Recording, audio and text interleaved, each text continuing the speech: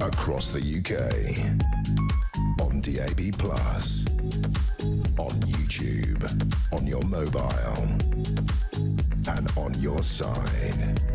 This is Talk.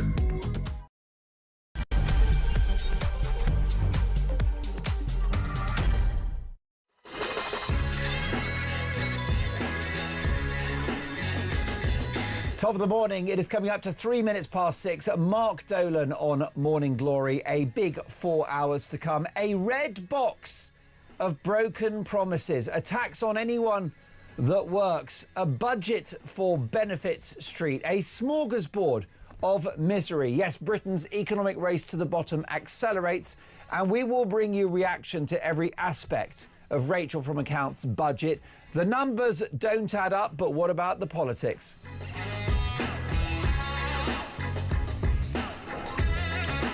We will hear from across the political spectrum in reaction to the biggest assault on wealth creators in the history of this country, the biggest tax burden since the Second World War, and multiple broken manifesto promises.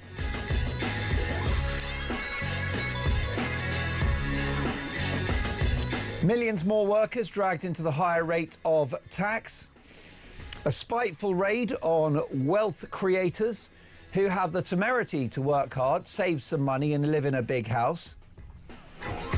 And the two-child benefit cap lifted, which means that if you're on benefits, have as many kids as you like, while the rest of us reflect on how many kids we can actually afford.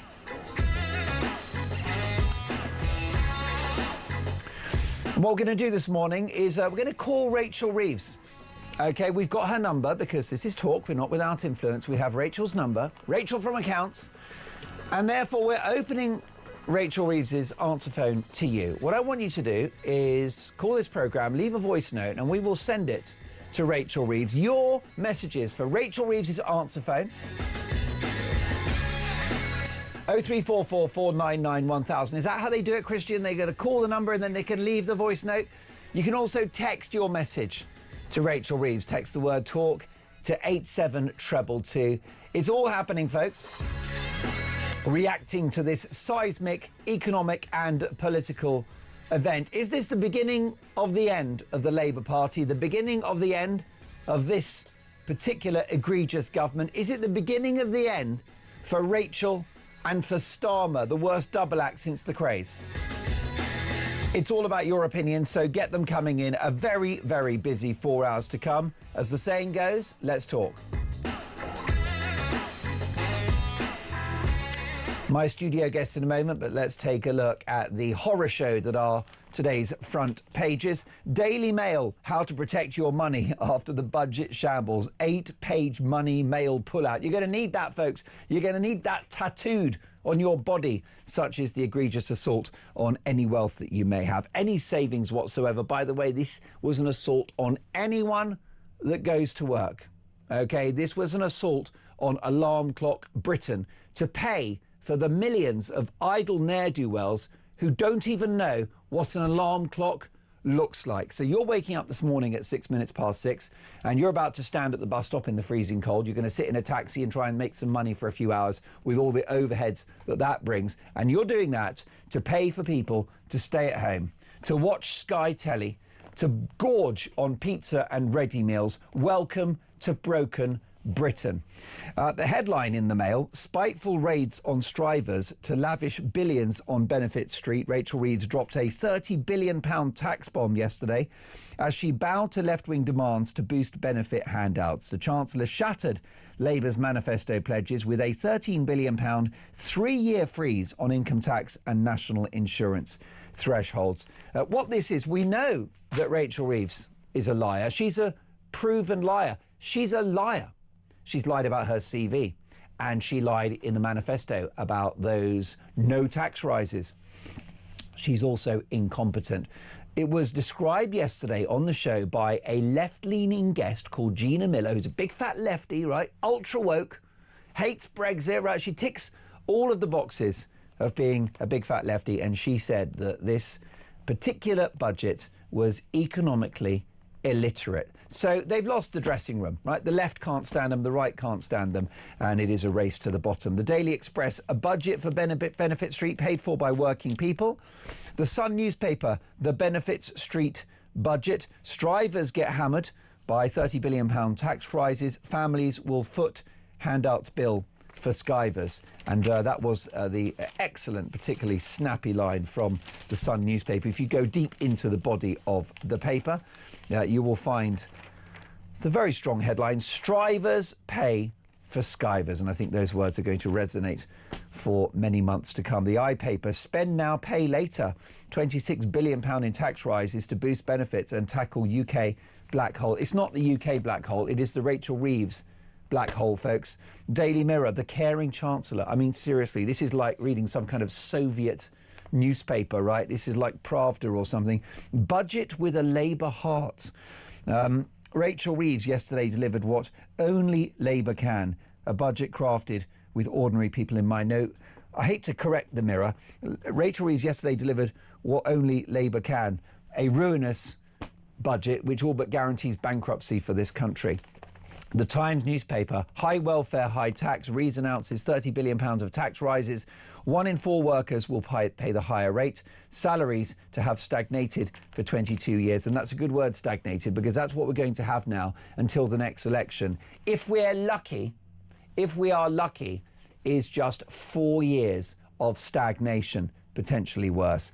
And the Daily Star, who I think win the race for the best headline, how the Rach stole Christmas. Chancellor hits workers as budgets leaked. Reacting to all of the big stories of the day, and there is just one in town, which is this wretched socialist budget. I'm delighted to welcome Chloe Dobbs, political commentator. Good morning, Chloe. Morning, Mark. Are you feeling richer this morning?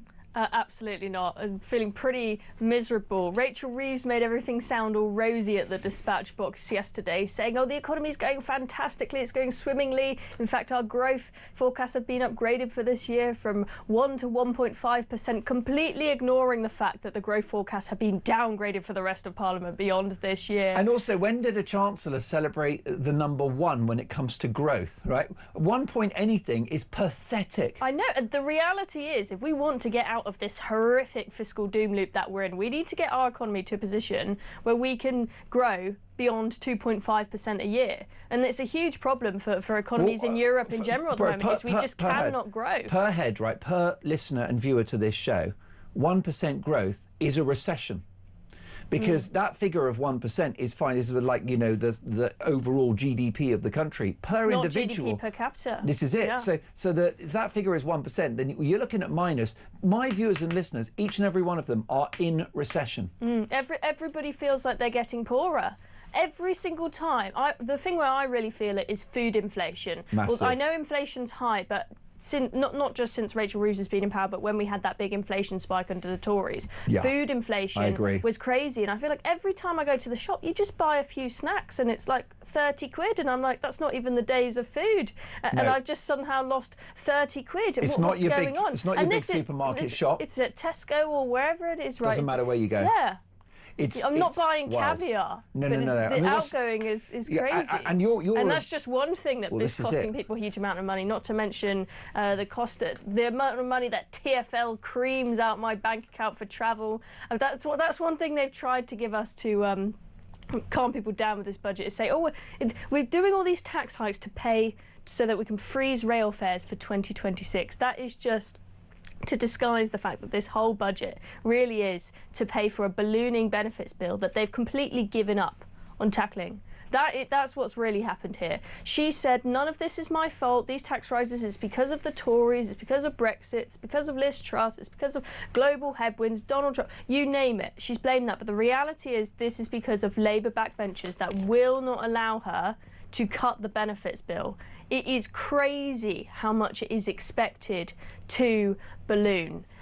And they've given up. Initially they were planning to try and not decrease the benefits bill, but try and at least decrease the rate at which it's projected to massively increase. Yeah. But then with all the many leaks that we've had in the lead up to this budget, one we had was a document showing that in their figures they've completely given up on trying to reduce that bill for working age, health and disability benefits, going up from 48.5 billion in 2023 to 2024 to being 75.7 billion at the end of the decade. That is huge, and they're just not doing anything about it. In fact, they're giving out more benefits. As you mentioned, Mark, we're going to have the 2-child benefit cap lifted. And I know that some people on both sides of the political divide like the idea of that policy, but can we afford to do that at the moment? No, we're bankrupt. We should be only spending money on the absolute essentials at the moment, surely. We've got to be, and this does not augur well for the rest of this parliament. I mean, I don't know what state the country's going to be in 3 or 4 years' time, but it's just the perennial issue of socialism, which makes everyone poorer.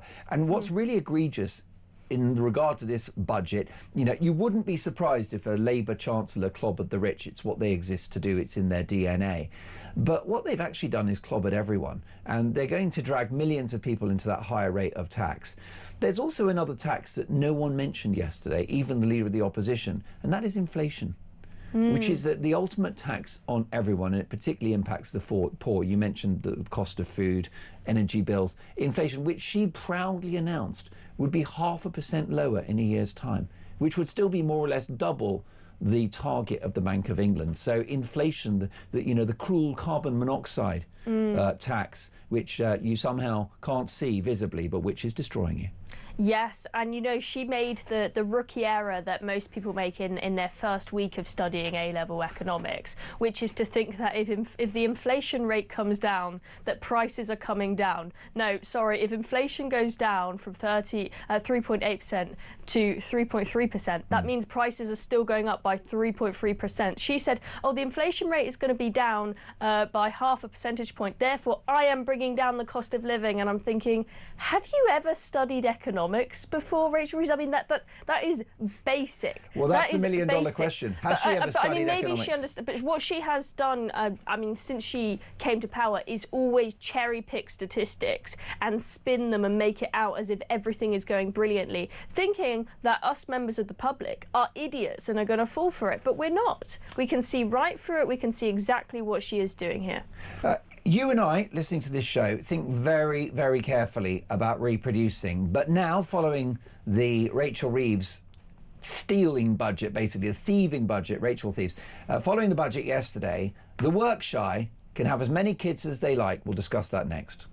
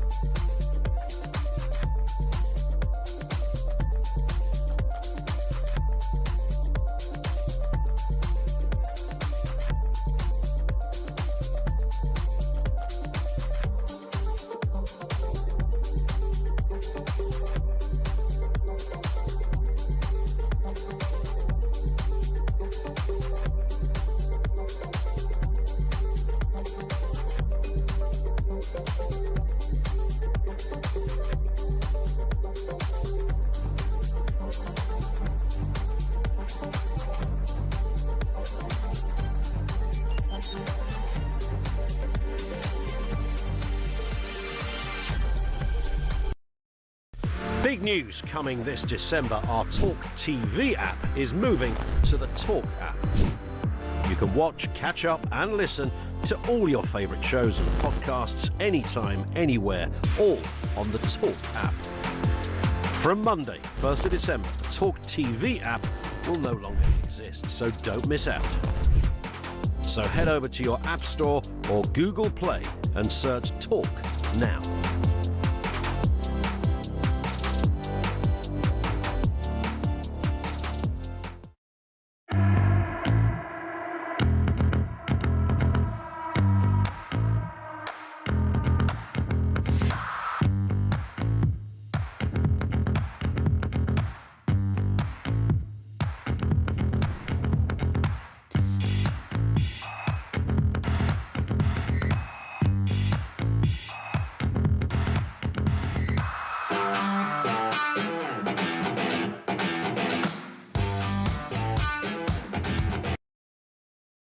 Across the UK, on DAB+, on YouTube, on your mobile, and on your side.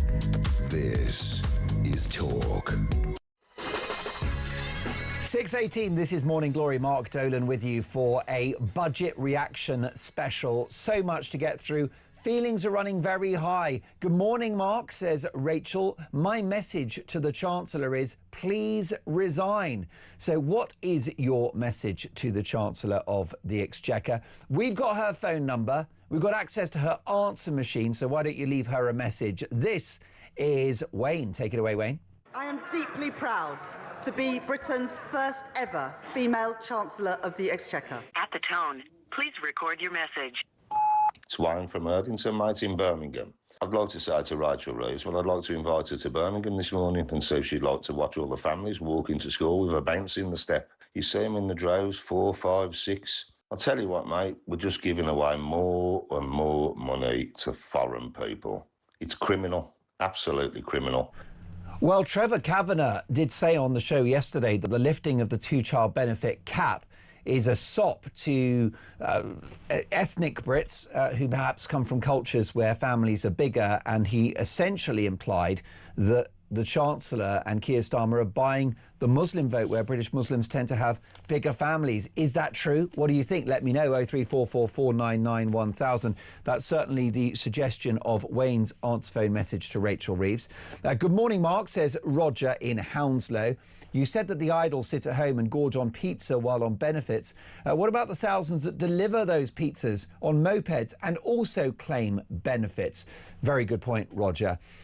Peter says, good morning, Mark. Peter from London here. I think we've all missed a point on regard to this budget. The budget has rewarded everyone on benefits and penalised those of us setting our alarm clocks and paying for them.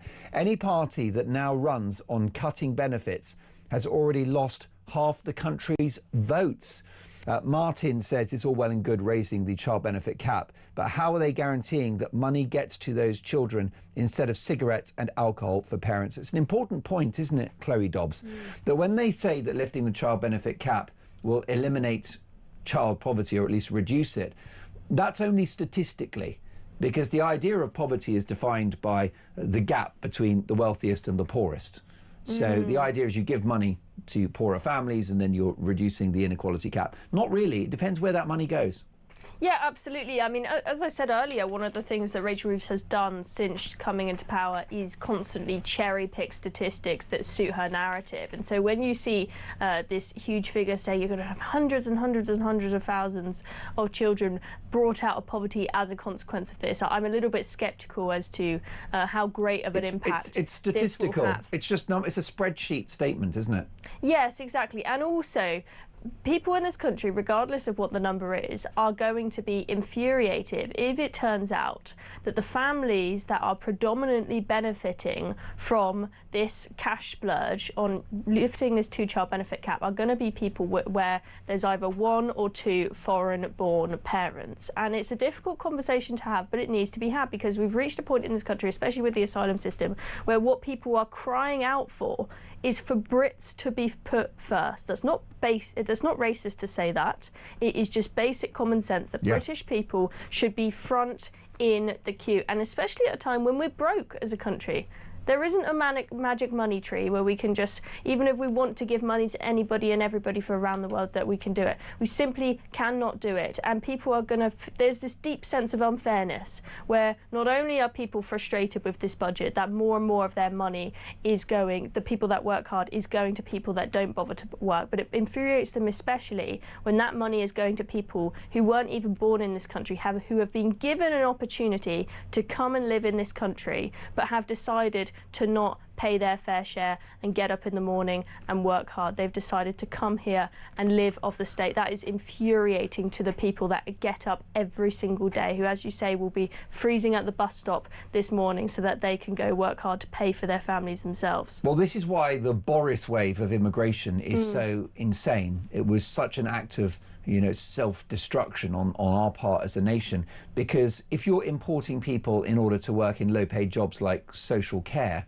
well, that means that those people, and fair play to them, they want a better life, no problem, you and I would do the same. But they will be low-paid, which means that they will have in-work benefits. Yes. And they will also rely very much on the welfare state for the rest of their lives. But what that means is each of those people, in order to work in the care homes, are going to be a net drain on the British taxpayer. Statistically, according to the ONS, if somebody that's a low-paid worker that comes into the UK to work in a care home lives to the age of 90, the net cost to you and I is £1 million. So even though they've come here and worked, it's still a net loss. Meanwhile, 10 million working age people aren't active in the economy. It's a pyramid scheme, and it's going to fall over. Yeah, and speaking of Boris, he was, of course, the huge Brexiteer. And speaking of Brexit was an opportunity for us to come up with our own immigration system, a points-based system, for example, where we make sure that we bring in the brightest and the best who are going to contribute to our economy the most, and we can also decide which cultures we want to bring into this country. But we have done it completely wrong, and the opportunity is still there. We're still out of the European Union. We could change it. We could change our immigration system and make sure we bring the brightest and the best, but we haven't seen anything from this Labour government indicating that they are going to do that, really. No. Good morning, Mark, says Sharon. Why am I paying for this breakfast club school lunch and for this government to get rid of the two-child cap? Why am I paying for Benefit Street to live comfortably without working and have as many children as they want? And I, the taxpayer, have to pay for them. Sharon in Staffordshire there, not happy. Ian says, at least Rachel has been tough on milkshakes, tough on the causes of milkshakes. Well, she's taxed everything that moves, hasn't she? Tony in Sussex, good morning, Mark and Chloe. It's going to be a long 3.5 years, but we will get there. We have to imagine our feeling when Starmer and Labour are walking out of Downing Street for the last time. Thank you, Tony, for that and the kind words about the show. James says, I own a relatively successful small business. We survived COVID after being shut down for 2 years, which is, by the way, another conversation, should never have happened, and have spent the last 3 years building back up and are growing in spite of the government's economic incompetence.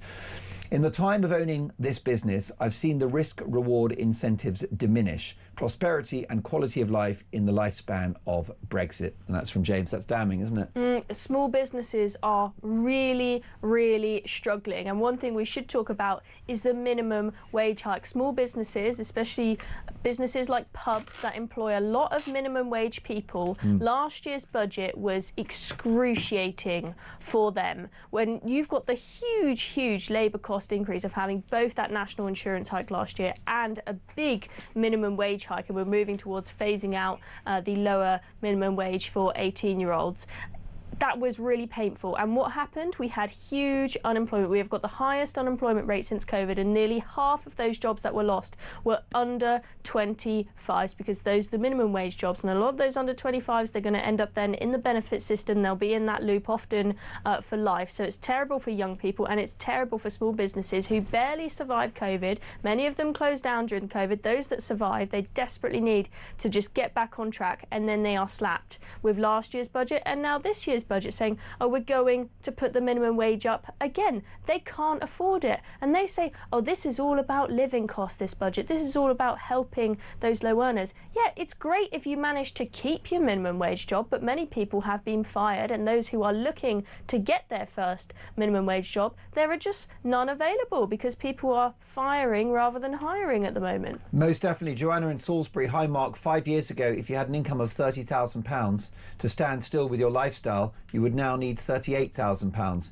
Then you hear Trump has reduced taxes and there is now zero inheritance tax. That's right, in the United States. They've also closed the southern border, improved the terms by which America trades with the world, which is bringing in billions, and they've ended wokery in America's public institutions. By God, this morning, I know he's not perfect, he's a liar, he's a lunatic, but I've got Trump envy. This is a voice note, and it's important on this show that we hear a 360-degree opinion. And this is a very interesting point from Karen regarding benefits.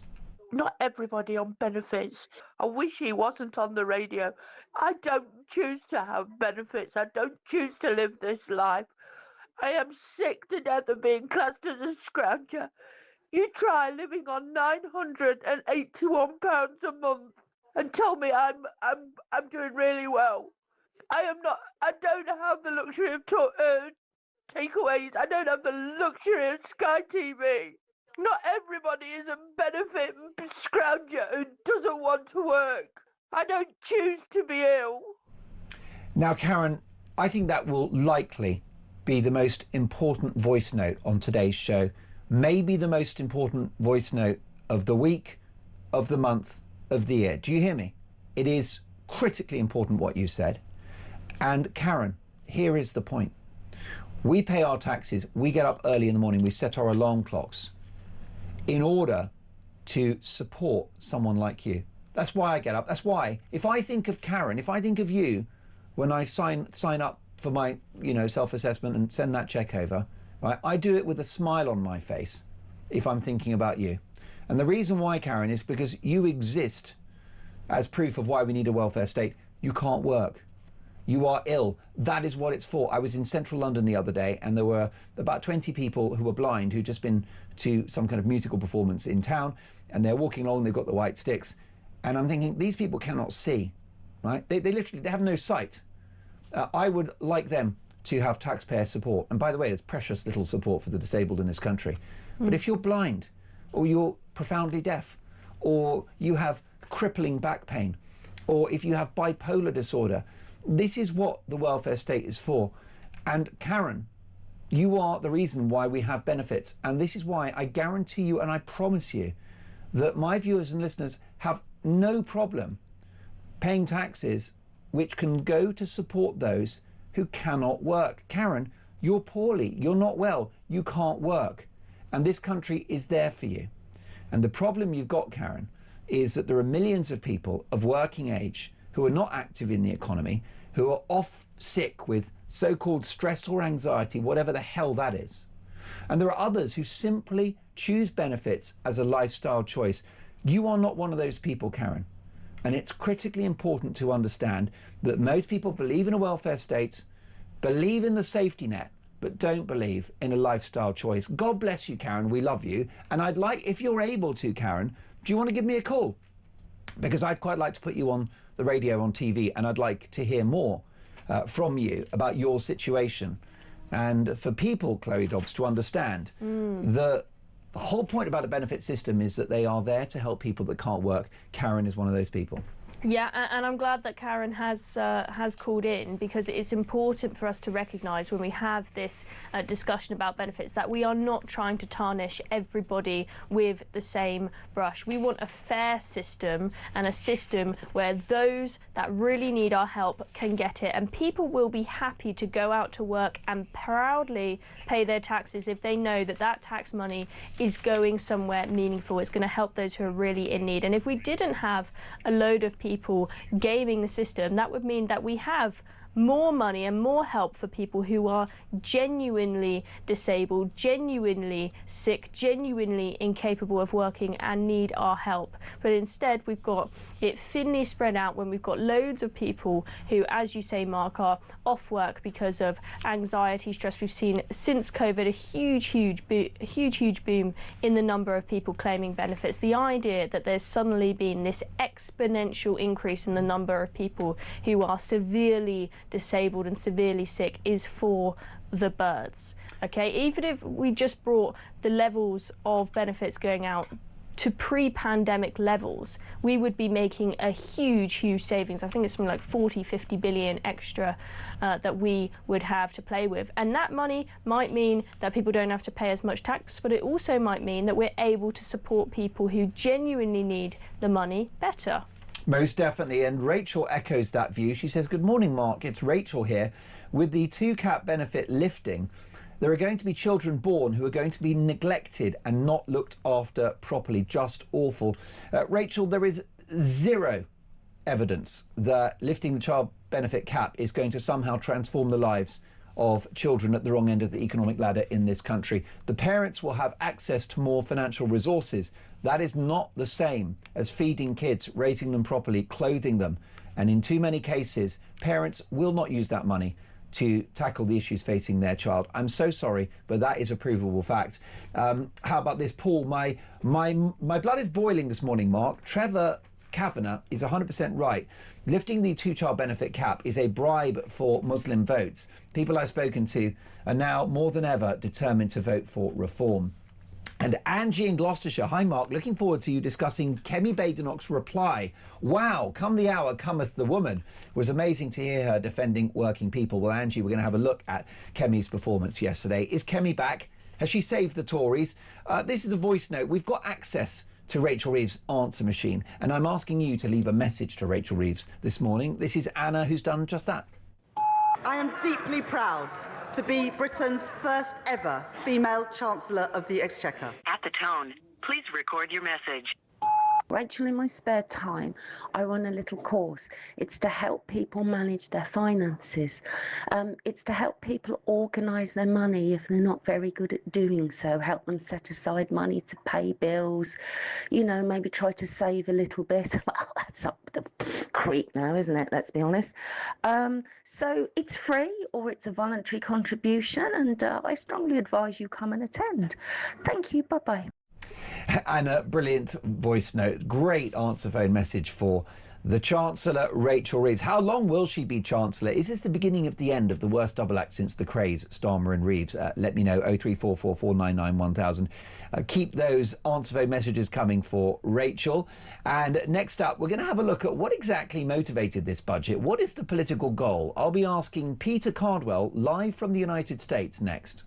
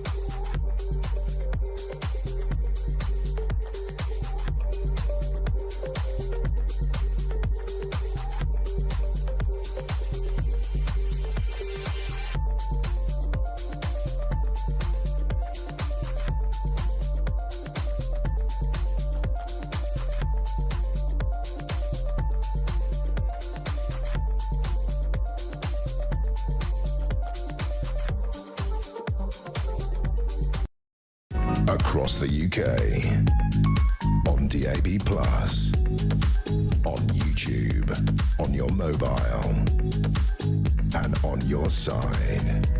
This is Talk 6:37, and it is a Morning Glory post-budget special. You can leave an answer phone message for Rachel Reeves and we will play it on the show. 0344 499 1000. Sean in Bridlington, Mark, never mind the job losses. What about the increase in the minimum wage? And what will that do to prices? The government doesn't pay the minimum wage. It's paid for by business and customers. Well, of course, what it's going to do, and I'm glad you mentioned that, Sean, is it's going to raise inflation, something that was barely mentioned yesterday. And Rachel Reeves, in this strange hall of mirrors that is her political outlook, suggested that we should celebrate that inflation will come down by 0.5 percentage point in the next year.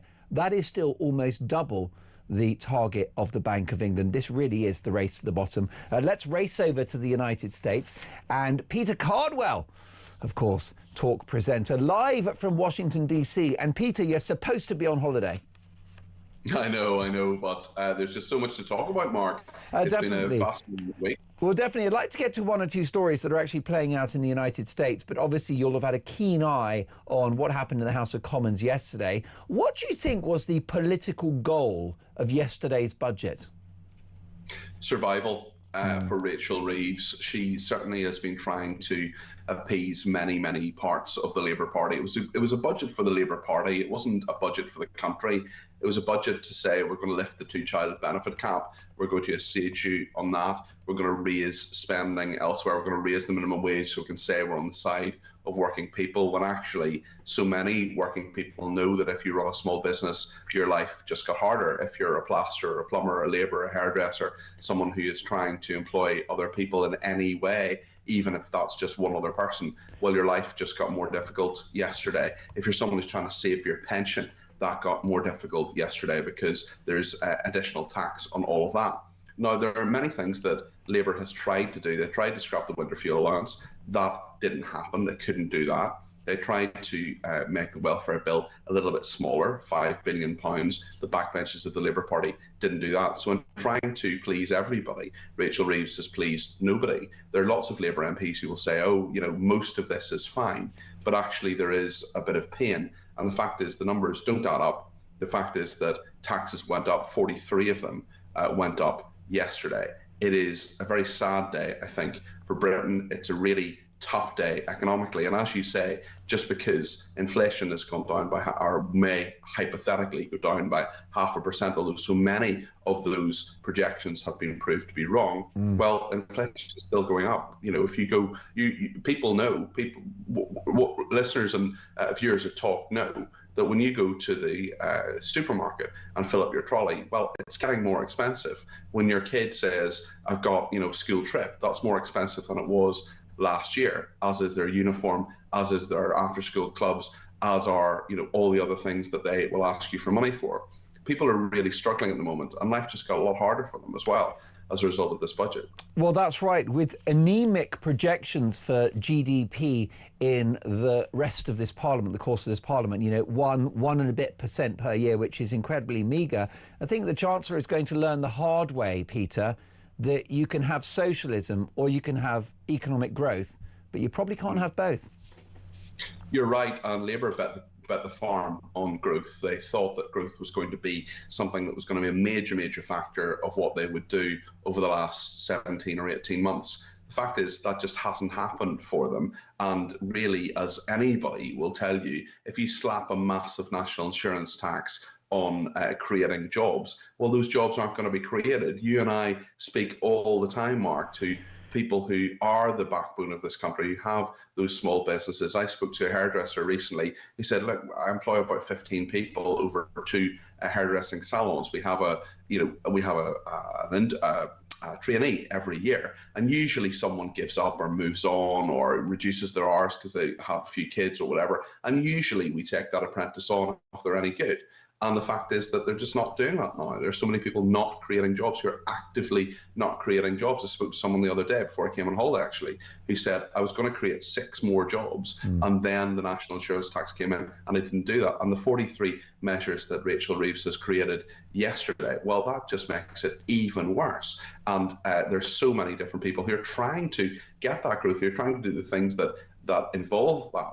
But there's so few people who are in the Labour front bench who've ever worked in the public sector and think that money grows on trees or that growth comes from all sorts of different weird and wonderful places. Well, it doesn't. It comes from really traditional, straightforward ways of creating jobs, selling things, making things and selling them, exporting things, importing things, however our economy works. But Rachel Reeves doesn't seem to get that. Indeed. I mean, it looks like the projection for the economy between now and the next election, Peter, is going to be more unemployment, lower growth, higher inflation, more borrowing. How do the politics of this play out, do you think? It just gets more and more difficult. I think Rachel Reeves, who, she contradicted herself yesterday. The Rachel Reeves of the 26th of November 2025 is very different from the Rachel Reeves of the 30th of October 2024. It was really interesting, particularly when she talked about tax and freezing the rate at which you enter the higher rate of tax. She said that would be unfair to working people if those weren't frozen. Well, actually, she froze them yesterday and contradicted herself from a year ago. So politically, it gets more and more difficult. The running of the economy is the number one way in which people judge a government. Obviously, immigration is the big issue at the moment, but that comes in, that is affected by the economy in so many different ways, mainly because of pressure on public services as well. So people will judge this government harshly and will continue to judge it very, very harshly as a result of these economic measures. Rachel Reeves is in a tough position, but she can't win.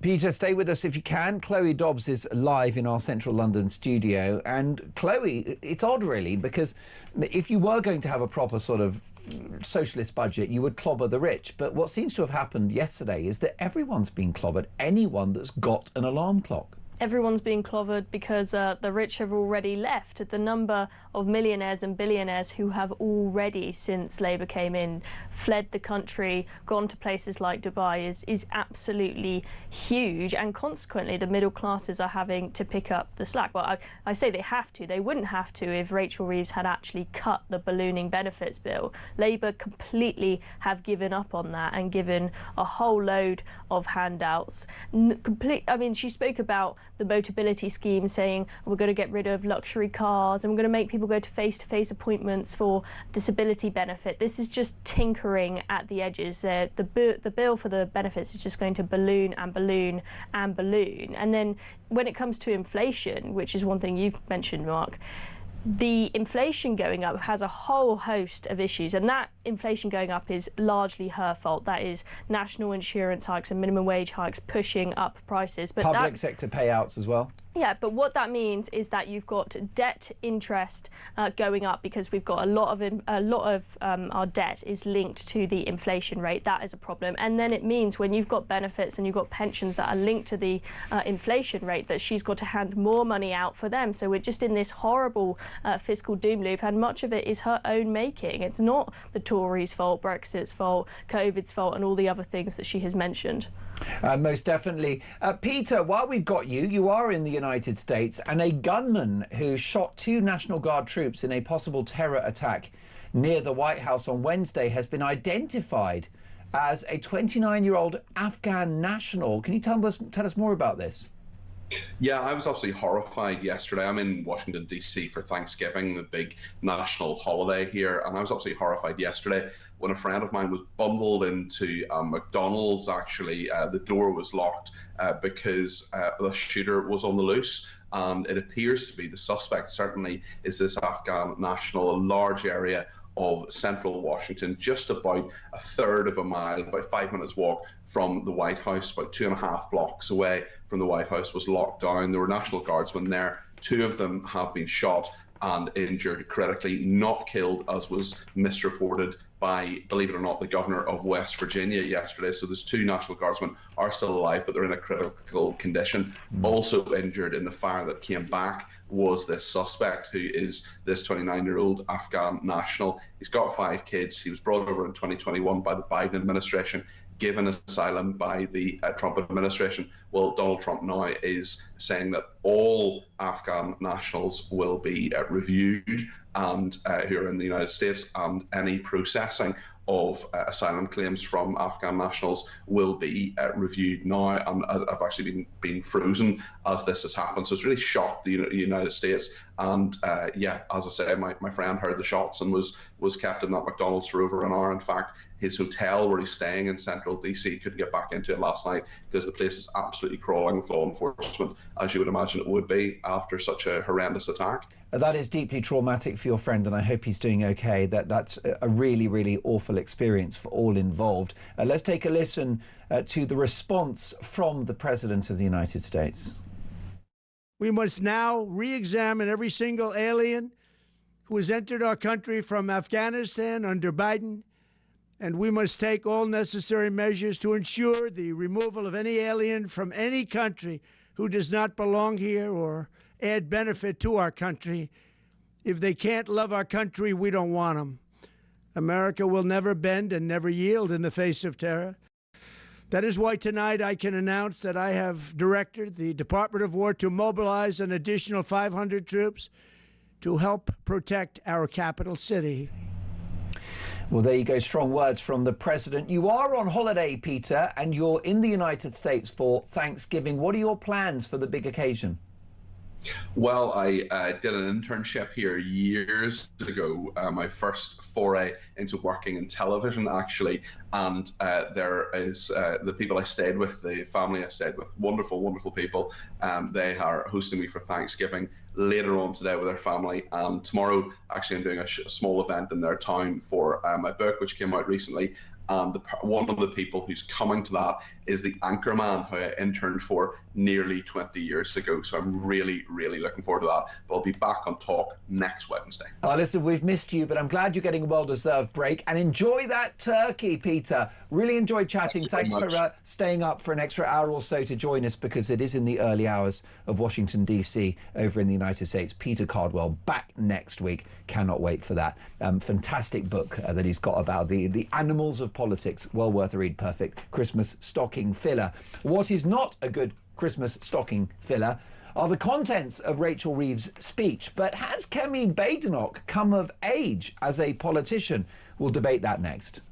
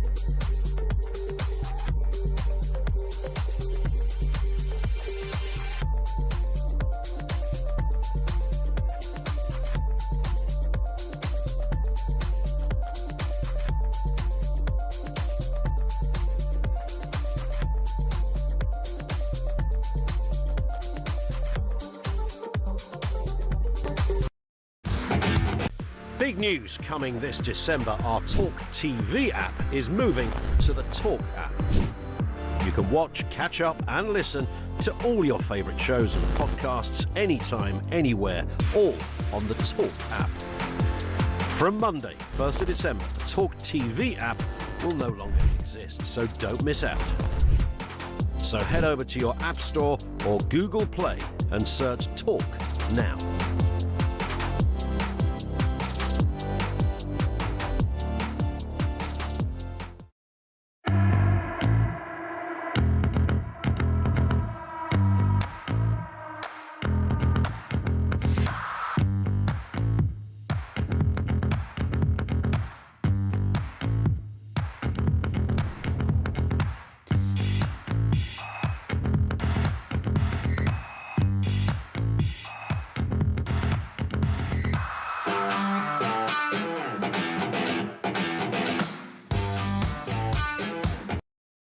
Across the UK, on DAB+, on YouTube, on your mobile, and on your side.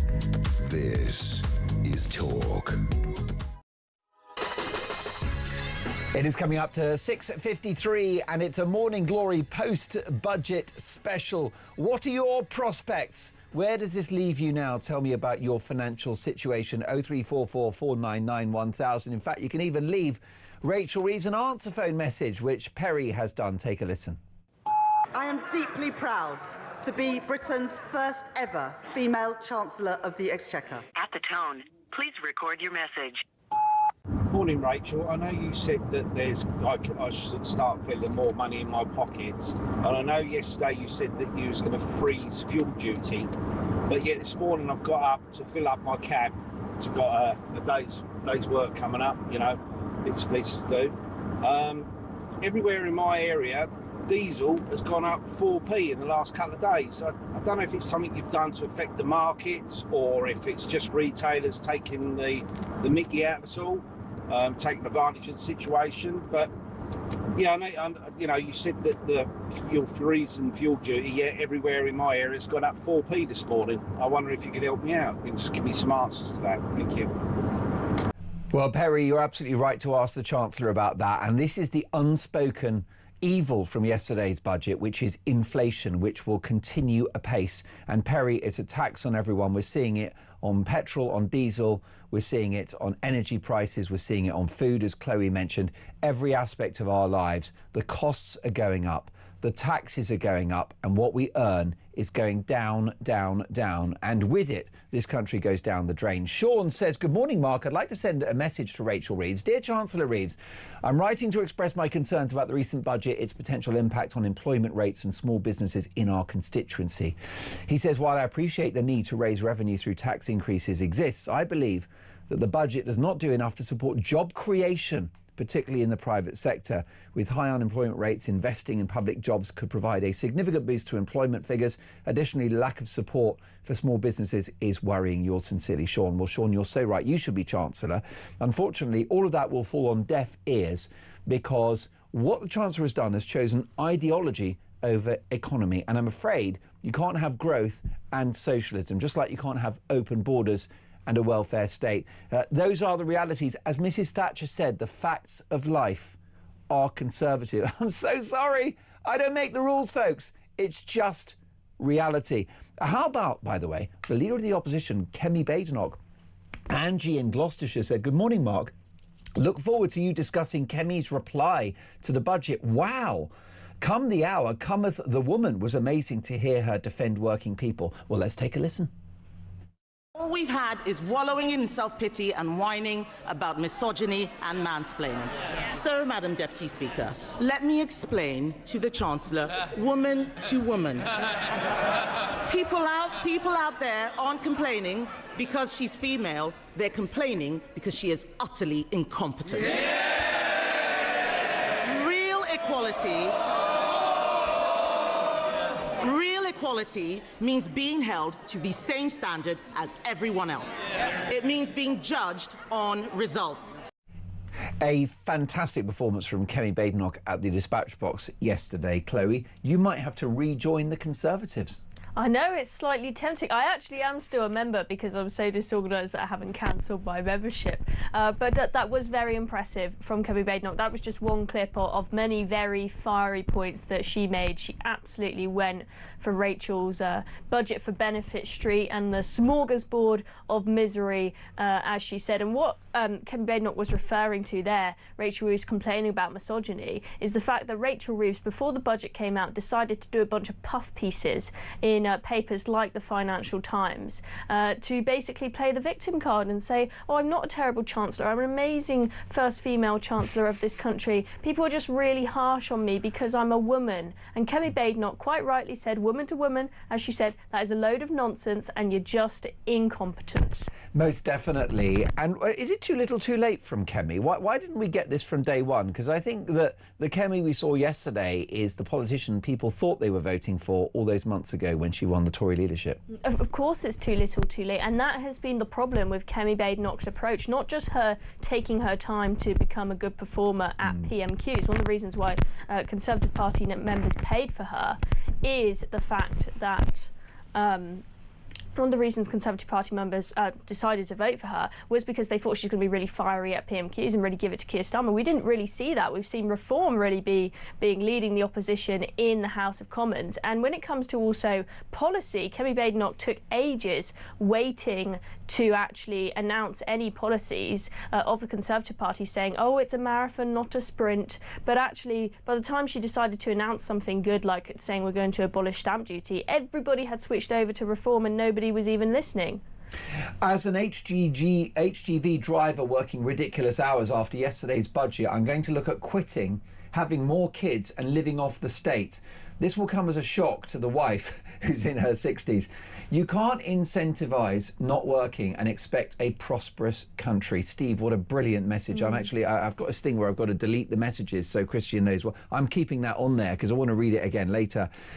Jill in Hertfordshire. Morning, Mark and Chloe. What is child poverty? It is poor parenting. End of. Jane says if they've lifted the two-child benefit cap, why do they need all of these free breakfast clubs? It's true, both won't go, will they? People are angry. This will be Rachel Reeves' last budget, right? And is it the beginning of the end of this government?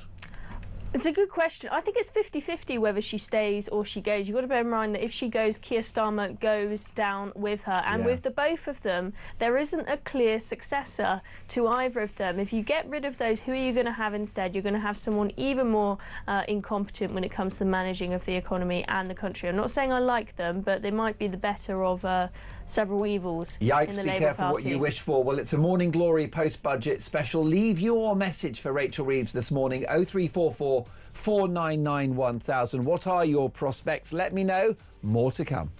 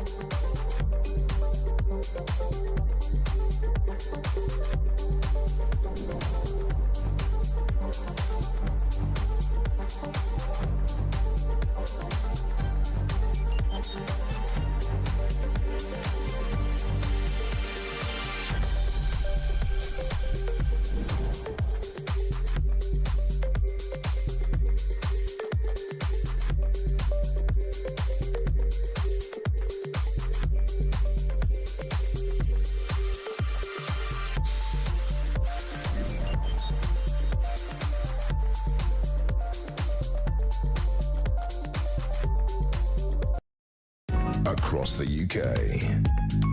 On DAB+. On YouTube. On your mobile. And on your side. This is Talk.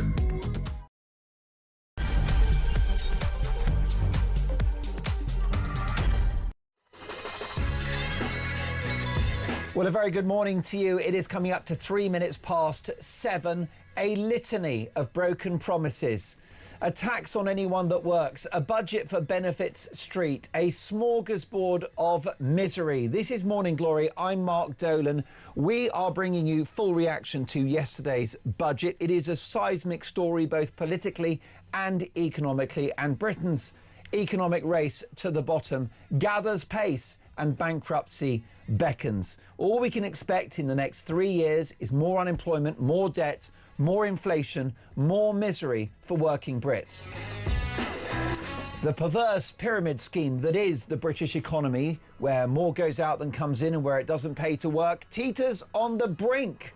What is the future for this country? Will there be a Britain to salvage at the next election? We'll bring you reaction to every aspect of Rachel from Accounts' budget. The numbers don't add up, but what about the politics? Is this the beginning of the end for the political careers of Keir Starmer and Rachel Reeves? Will this be the last ever Labour government? We can but hope.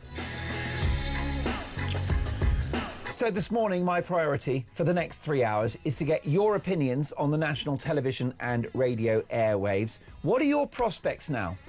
What is your future? Tell me about your finances. Tell me about your work situation, about your family, about your disposable income. I want to hear about your situation. 03444991000. Leave us a voice note and we'll send that message to Rachel Reeves. Got some great guests this morning, and you can call us, you can text the word talk in your message to 87222.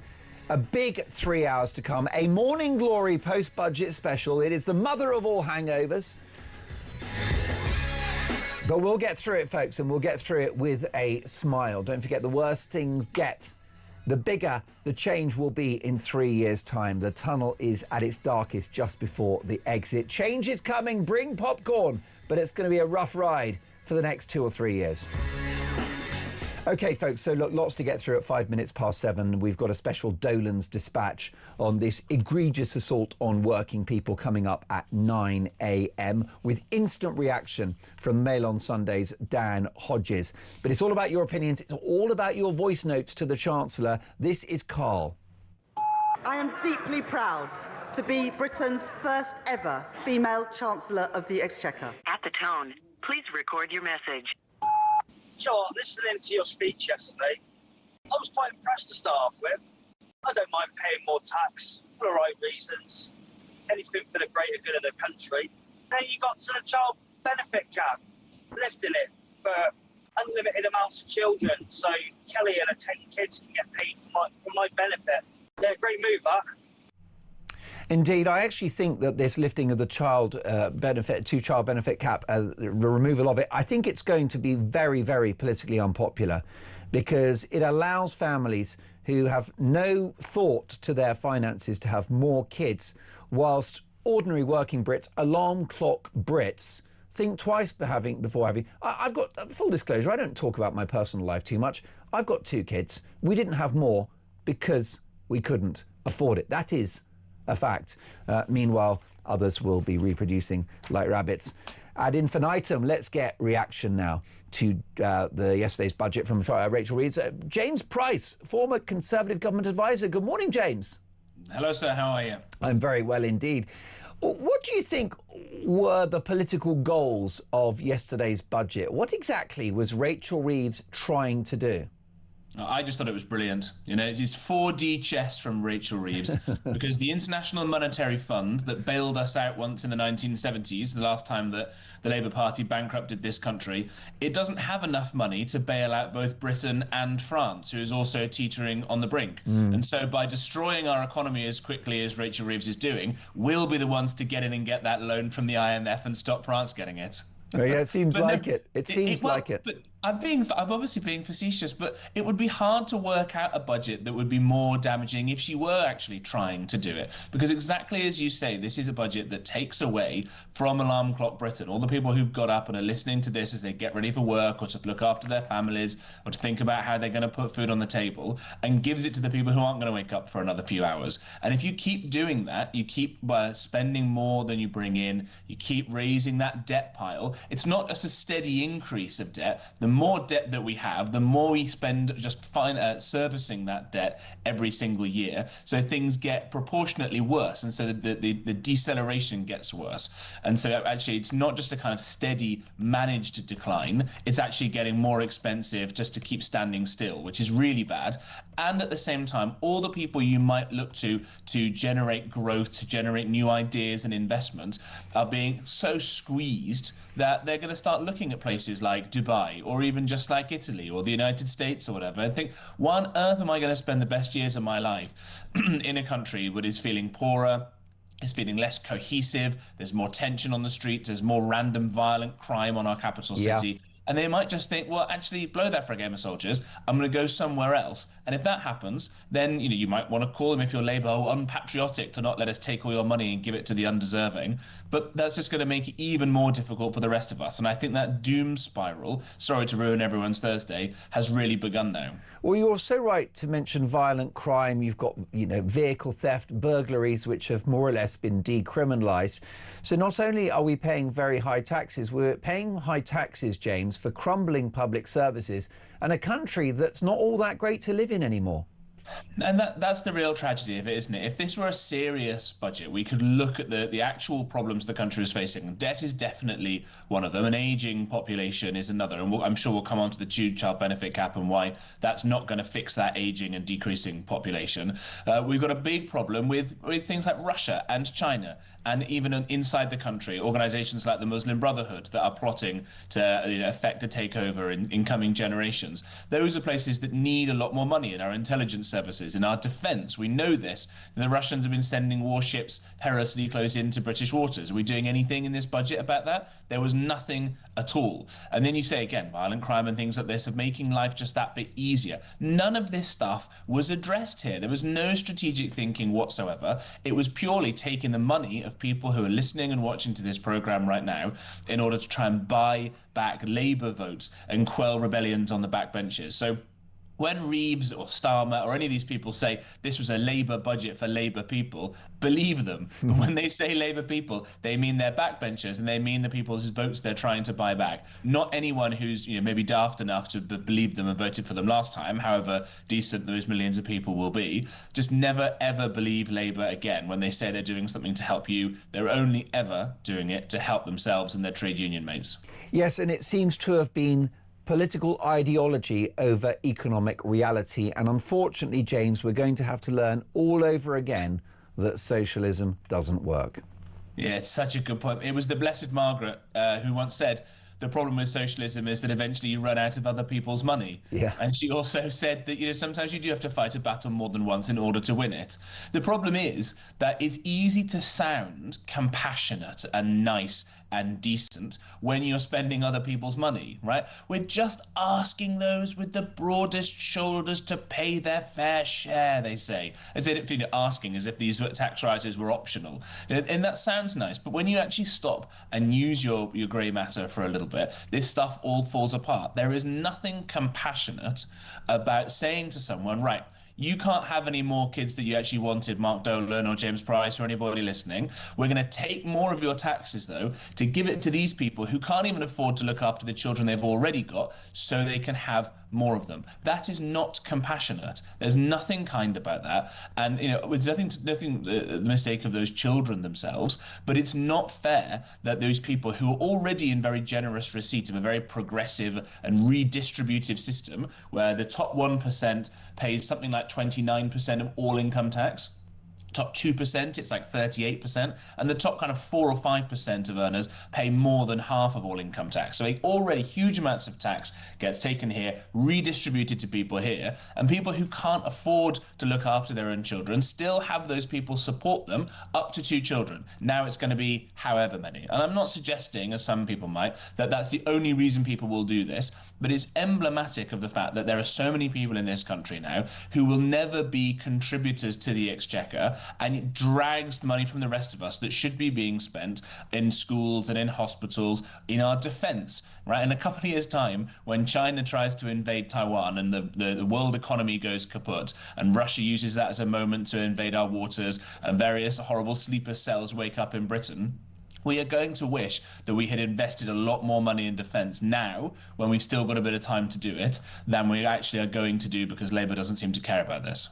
Yes, and the cruel irony for Rachel Reeves is that by clobbering businesses, by clobbering Alarm Clock Britain, by clobbering wealth creators and the rich, she's not going to get the economic growth to pay for her socialist agenda. So it's not even in her best interests either. It's insanity. Right, you're completely right. Although the best interest point is the misnomer here. The best interest for Rachel Reeves right now is to stop these mad backbenchers who can't count from trying to kick her and her next door neighbour Keir out. That's the only thing that they care about right now. You remember a couple of months ago when they did actually try, the only time they've ever tried, to make some savings in the welfare bill. It was £5 billion, which is a lot to you and me, but is a drop in the ocean of that whole budget. They couldn't even do it because these idiot backbenchers were rebelled against it. And one of them said, I don't understand, it's only a couple of billion quid, right? Why would that make borrowing costs go up? And then other special advisors in this government saying, well, what are gilt yields anyway? What is debt interest? They don't understand any of this stuff. So how can we expect them to understand how business works? And by the way, it's not just the super rich. It's people who are listening to this program, those of us who work hard. Maybe we're not exactly on the breadline, but by taxing us and soaking us more and more and more, that stops any of us from thinking, I've got an idea for a new business. I've got a new product I might want to invent. If I could get some money here, I could invest in it, and I could grow, and I could employ people, and I could improve people's lives. Instead, you find that grinding tax bill just means, well, there's no point in going and trying to work hard because the government's going to take it all and send it away to the undeserving. And that kind of mindset, I think, gets really pernicious, because if we don't fix this soon, you're going to have a whole generation of people who say, well, there's no point. I'm not going to bother trying to push that extra mile that achieves economic greatness because Rachel's just going to take it away and bribe some of her mates with it. And she's a mistress of Orwellian doublespeak because she said she'll be the most pro-growth chancellor in history. All of those policies are provably anti-growth. And she doesn't seem to care about inflation, which is a tax on everyone and a tax which particularly affects the poorest in our society. Yeah, I'm so glad you mentioned about growth. It was just at the talkTV bulletin at the very top. Callum Price, no relation of mine, although he was actually, I think, my intern a long time ago. He mentions this, an absolutely killer footnote buried in small print in the budget documents that say that we only will score these various sort of growth measures if they make a tiny little appreciable benefit to growth. And then the line says, none of these measures will do that as far as we can tell, basically. So yes, as Callum said, and as you said, no growth whatsoever. When you have economic growth, then things get a lot easier. Then we can afford warships and schools. We can afford hospitals and tax cuts, all these things. When you don't have it, you end up like two bald men fighting over a comb, right? That is the big problem that we've got. Because there's going to be no growth. It's sort of fighting over a shrinking pie, although I know pies in the kitchen can't actually grow or shrink, but that becomes mean then. Politics becomes mean, and that's what we're seeing with Rachel Reeves. Is you've got one group saying we need it to feed the children, why don't you care about the children? Another, well, what about the elderly? If you have economic growth, those sorts of problems start to melt away. And as you say, why can't Rachel Reeves understand this? Yes, indeed. On Morning Glory, perhaps not the best idea to discuss what particular substances you can grow and not grow, but this is a voice note from Karen responding. This is Karen on benefits. Is that right, Christian? Okay, it's worth pointing out we don't want to demonise everyone on benefits because many need them, including Karen. Take a listen to this. Not everybody on benefits. I don't choose to have benefits. I don't choose to live this life. I am sick to death of being classed as a scrounger. You try living on £981 a month and tell me I'm doing really well. I don't have the luxury of takeaways. I don't have the luxury of Sky TV. Not everybody is a benefit scrounger who doesn't want to work. I don't choose to be ill. Karen, our heart goes out to you at 17 minutes past 7 on Morning Glory. And the point is that my viewers and listeners are so happy to pay their taxes, get up in the morning in order to have a welfare state which protects someone like you that cannot work. Why people are angry is that they're paying for others who can work that don't. And now they're going to have more kids as well who likely will have a life on benefits. This is Babs, also a genuine benefit claimant. Take it away, Babs. Morning, Mark. I'm Babs from Yorkshire. I just want to say, can people stop benefit bashing people? Not all of us are scroungers. Some of us have no choice through disability and illness. I'm chronically ill. I've had 2 serious strokes. I can no longer work. But I used to pay taxes. I've paid taxes in my life. Unfortunately, I can't anymore because I'm in a wheelchair. But I'm sick and tired lately of people coming out and bashing us people on benefits, especially disabled people. It's not fair. Discrimination against disabled people nowadays is through the roof and it has to stop. Yeah, there are a lot of lazy people out there that need to get a job. There are people on disability benefits who are drug addicts and alcoholics. They get PIP, which they shouldn't do. But us genuine people are all getting blamed and called scroungers, and it's not fair. And this government is to blame. So can people stop tarring us all in the same brush? Babs, you are absolutely right, and Karen is absolutely right too. And I do not think that even one of the many thousands of people that watch and listen to this show every morning think that you are a scrounger. I don't know anybody that's got a problem with the welfare state, with an NHS, with free schooling, with free policing, street lighting, you name it, okay? That is a coherent, caring society. The issue is, Babs and Karen, it's the folk that can work that don't. And that's the important point, James, that what we've got now is a welfarist splurge, which isn't going to do anything to improve the lives of Karen and Babs, but will for those that have chosen welfare as a lifestyle choice. Well, exactly. And worse than that for people like Karen and Babs who actually need this kind of support, there isn't as much support as they perhaps deserve or as perhaps they need. Because, as you say, there will be people who will be taking the mickey. And that's why if you care about the survival of the welfare state as it is, in one that helps the people who genuinely need it and can't help themselves fully or have worked hard their entire lives, come up through this country their entire life and contributed as best they can, you should be even more angry at the sort of splurges that come out and the undeserving and all the rest of it. Again, we talked before about compassion.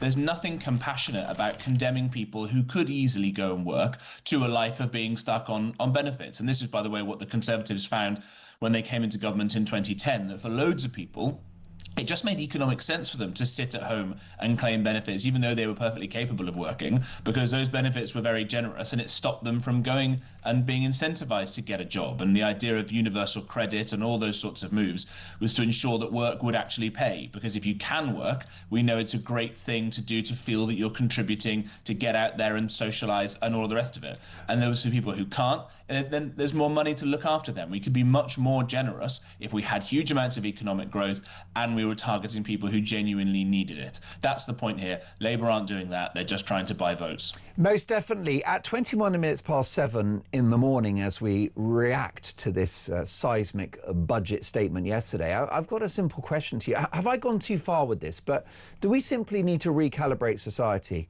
whereby if you can't work, we look after you and then some, and if you can, you get the square root of diddly squat? Is that going too far? Let me know. 0344 499 1000. Is it time to scrap benefits for people that can work and don't? Is that what we've got to do? I think it's the only way, given the fact that we're in the red now. We're living beyond our means. We've got a budget deficit. More goes out than comes in. We're attacking the rich who pay all the taxes and they're leaving. They're off on their yachts to Monte Carlo.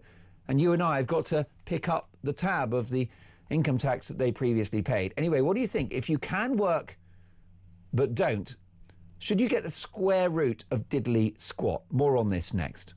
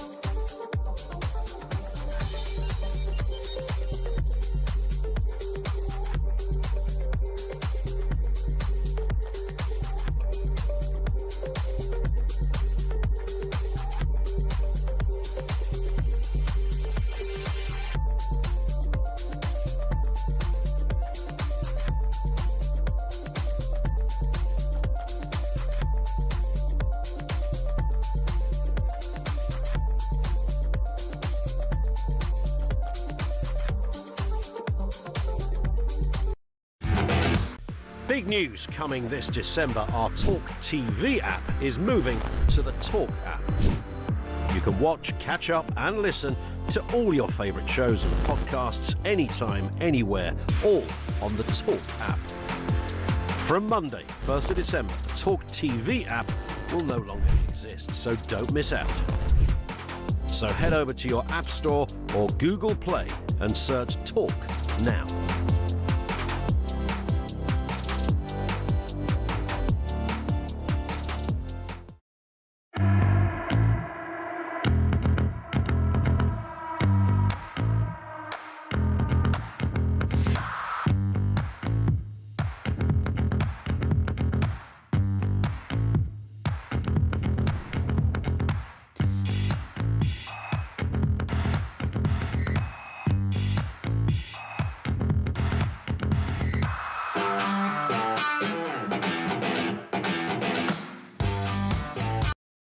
Across the UK, on DAB+, on YouTube, on your mobile, and on your side. This is Talk. 7:25, it is a post-budget Morning Glory special. Where does that budget leave you now? What are your prospects? Tell me about your finances, about your situation with your family, your income, what's left at the end of the month. This is a voice note from Daniel. I am deeply proud to be Britain's first ever female Chancellor of the Exchequer. At the tone, please record your message. Good morning, Rachel. It's Daniel from Epsom here. So our weekly shops are getting higher and higher every week. The price of fuel is rising. The price of energy is rising. Mass immigration from the third world is destroying the fabric of our towns and cities and ruining our country. You seem to be happy to pay for these invaders that we don't want here to have really nice meals and nice hot warm hotels and giving them an allowance, whilst you freeze our pensioners, British pensioners that have paid into the pot, and you persecute our farmers and you destroy our businesses. I think Labour put native British people right at the bottom of the list in our own country. Well, Margaret shares that view, Daniel, because she says, good morning, Mark. It seems that if you come to the UK illegally, you are prioritised, costing us millions of pounds a day. And if you're a hard-working UK citizen, you're penalised and come to the back of the queue. People will only take so much. Yes, well, I do wonder about the political implications of this. How do you see the politics of yesterday's budget playing out, James Price, former Conservative government advisor? Well, I just think that as it starts to unravel, it's the exact point that your last caller just made, that when the news is full of stories about illegal immigrants crossing over and being housed and the crimes that are then caused and all the rest of it, and then at the end of the month someone gets their pay slip after having seen these horrible stories on talkTV or inferior news channels, and they look and go, oh, it's me paying for it. And I think that we get, when some of these changes come into effect, we get to next summer and we see some of the kind of broiling, febrile tension on the streets that we've seen the last 2 summers. I really do start to worry, because of course you'll see that the public sector workers who may get more of this, or the people on benefit, whatever else it may be, it's never going to be enough. It's never going to be enough for the trade unions who back the Labour backbenchers.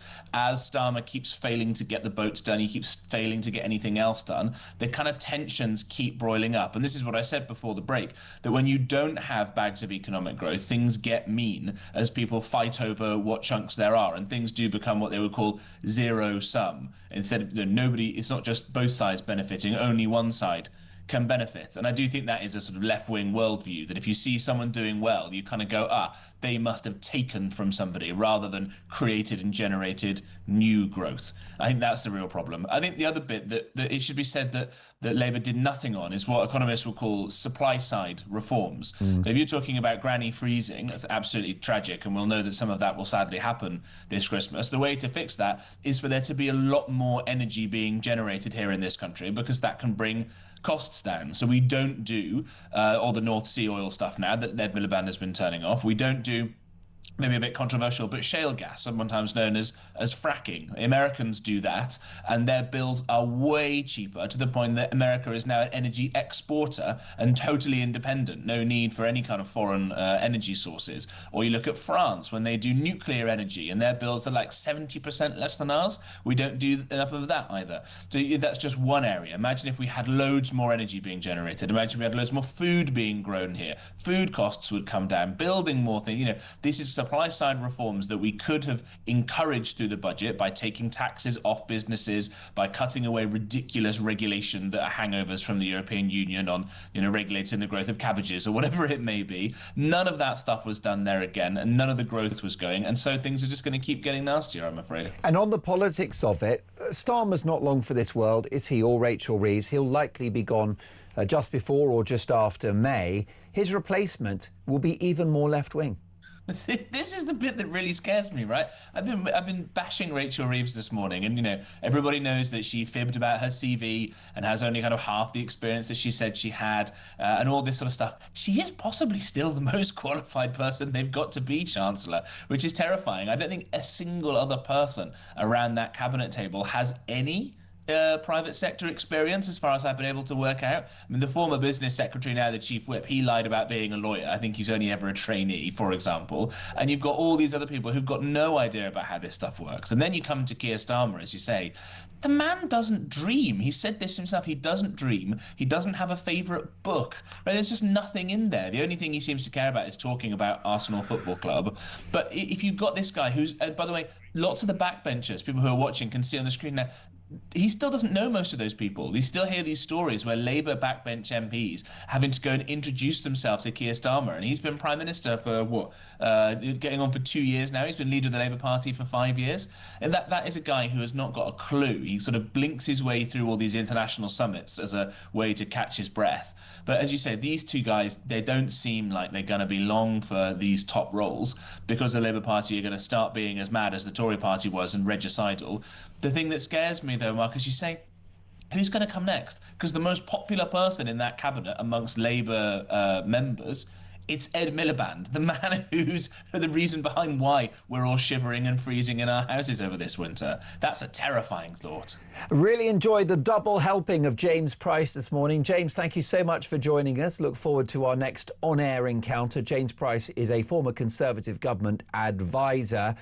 And if you're just joining us at 7:31 in the morning on Morning Glory here on Talk, a breaking news. We're hearing this morning from Rachel Reeves, the Chancellor, that she's ruling out, let's get this right. She is failing. She is not ruling out further tax rises. That's right, folks, the highest tax burden since the Second World War, and there could be further tax rises to come. More on that next.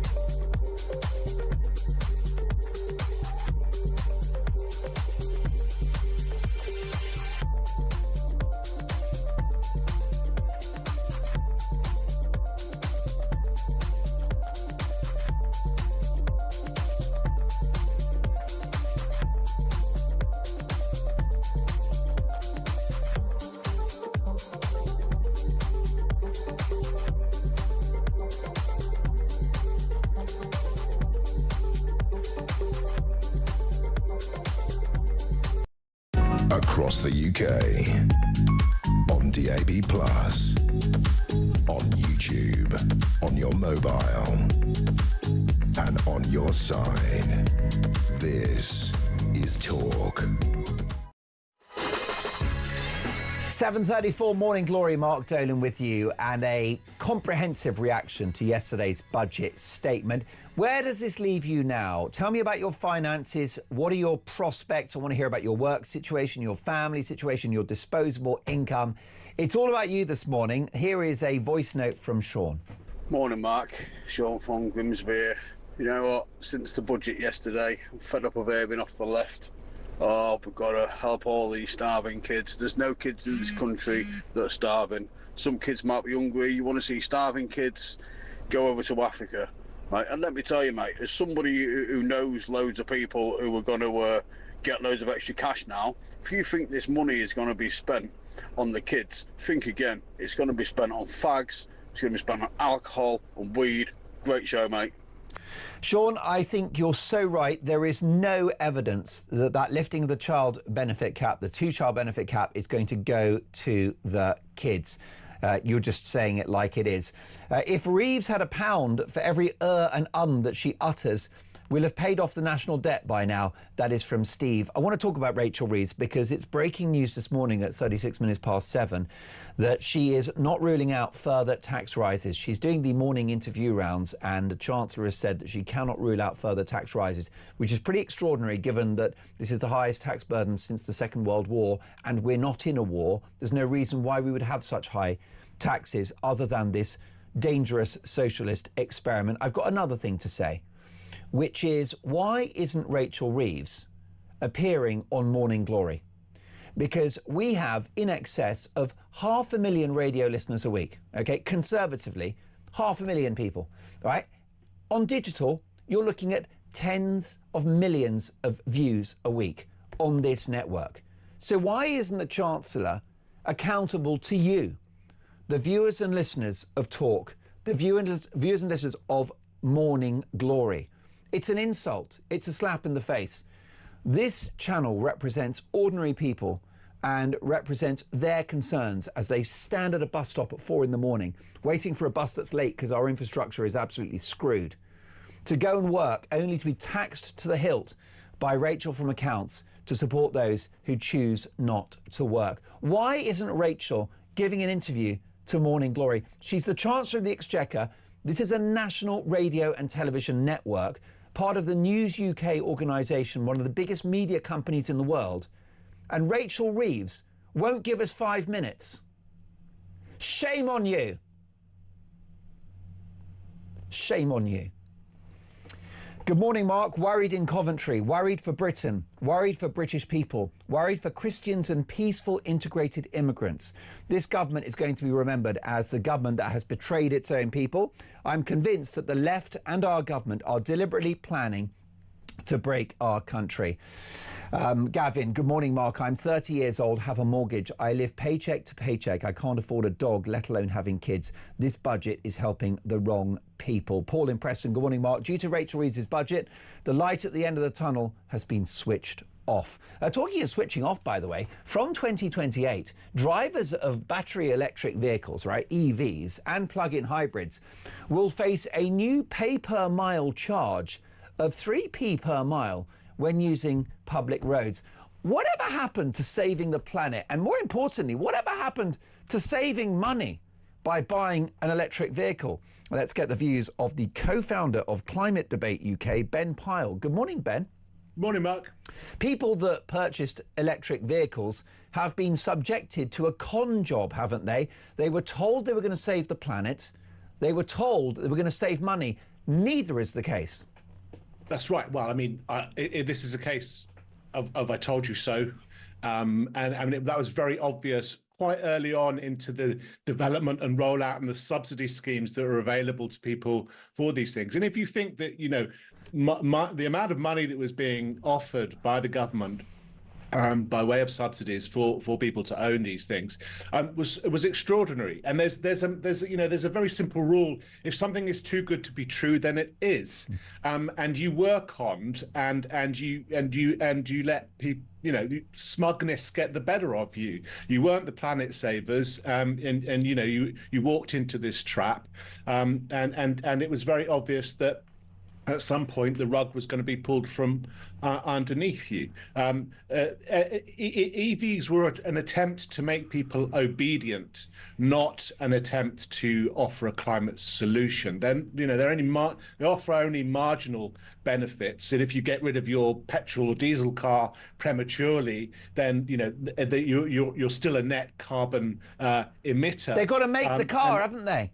They've got to make the car. You can't make the car in Britain anymore because we don't do things like making steel, and we're losing our manufacturing industries as, you know, by the day. The more we sort of press this net zero agenda, and all of that capacity is moving to the east, where, of course, in China they burn a hell of a lot of coal to make us our net zero products, whether that's wind turbines, solar panels, or EVs, or their components.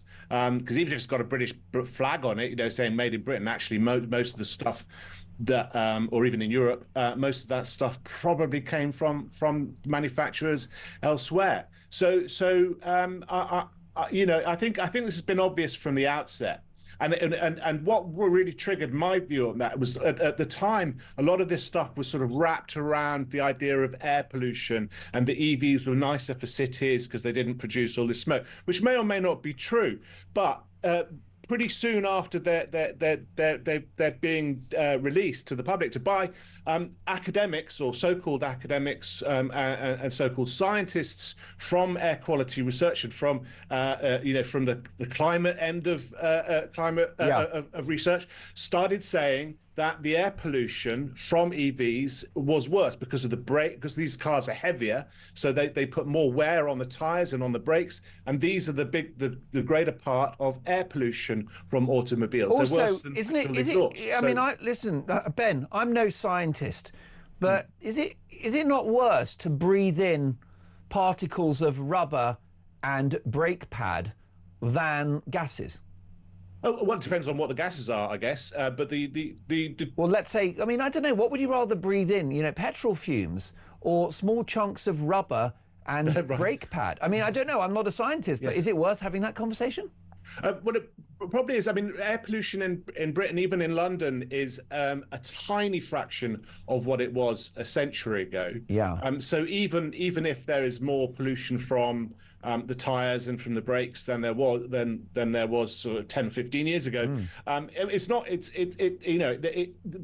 Air pollution scares are a proxy battle, if you will, of the climate war. So we don't want to get too into the weeds or drawn into their claims. The fact is that they were that anyone who bought an EV was going to face the same legislation at some point as people who owned petrol and diesel cars, because the truth of the green agenda is that it doesn't want private transport. It doesn't want industries either, incidentally, and it doesn't want economic growth. Yeah. But it can only do one thing at a time. It can only dismantle one of our institutions or one of our freedoms or one of the things we like at a time. And so handing out huge subsidies to people who are prepared to buy EVs was a way of easing that process, salami slicing it. So I would say, well, we'll keep all these sort of wealthy motorists who hang around in SW1 and in London, we'll keep them happy by subsidising their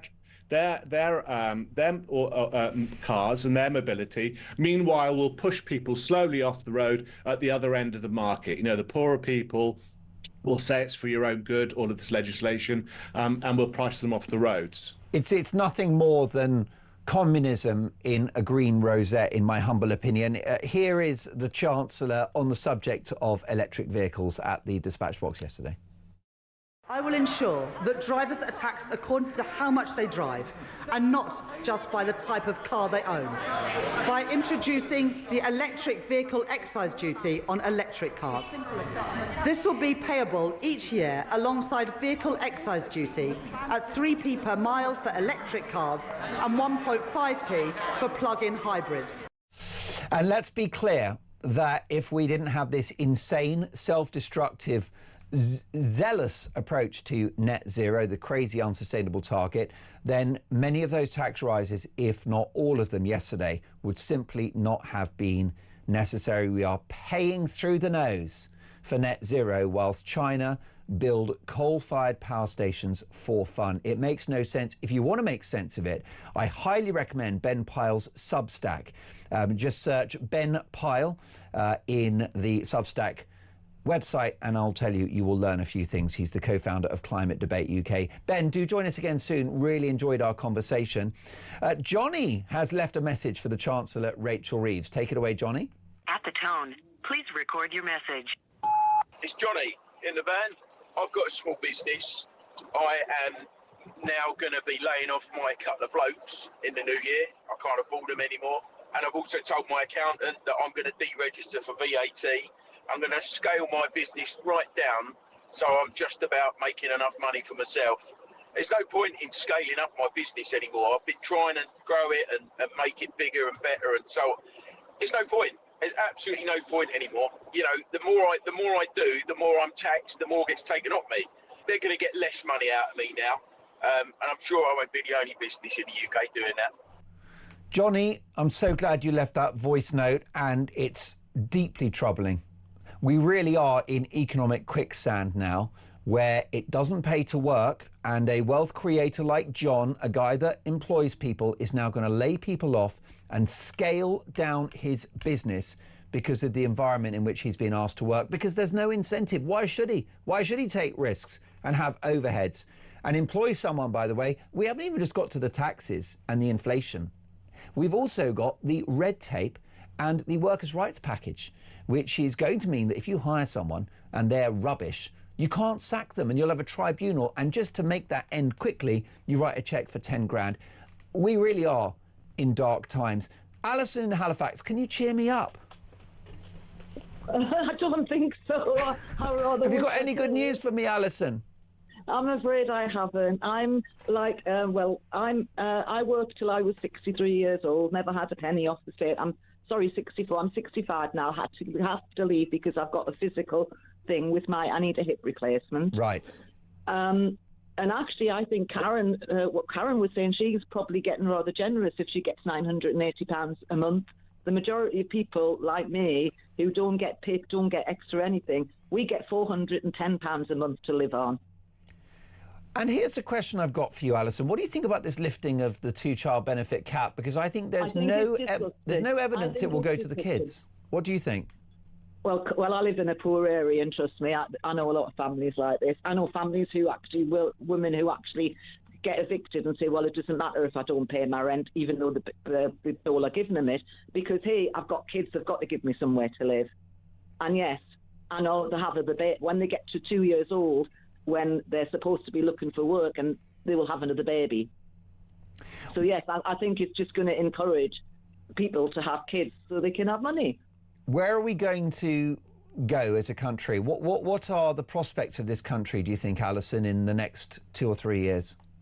I think they're very bleak unless we do actually, he gets a vote of no confidence.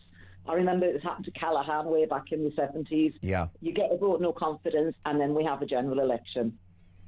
And obviously that would be the last victory of Labour for many years to come, possibly for a generation. This won't be forgotten, will it, Alison? Be extinct after this, wouldn't you? And if Rachel Reeves was listening to this show, because she won't give an interview to Talk, even though we've got over 500,000 listeners a week and tens of millions of views digitally, she won't give us an interview. First of all, what message does that send out that Rachel Reeves won't speak to us this morning? Well, I think it sends out the fact that she can't face it, can she? She cannot face what they've done to voters. That's what they can't face. They've got absolute contempt and disdain for the electric, in my mind. Alison. Walkery and don't get me started on Miliband and he's absolutely zealous green thing, which is impossible, while China, India, Russia, America don't give a shit. Pretty powerful stuff. Alison, thank you so much for joining us. I tell you, she's not pulling her punches. Apologies if anyone was offended by Alison's language, but I will tell you that she's as angry as everyone listening to this show because it's a race to the bottom and we have got dark times ahead. But don't worry, folks, because change is coming and it will come all the more readily off the back of this Labour government who have let down a country and betrayed a nation. I mean, look at every aspect of it. Net zero and the boats and the economy and the wokery in our institutions and the crime. There really is no end to it. The inflation, which Rachel doesn't care about, she celebrated that she's going to cut it by 0.5% and it will still be double, almost, the Bank of England's target. The world's gone mad. What is your situation? What are your prospects? Give me a call, 0344 499 1000. I want to hear about your situation. We'll cover that next.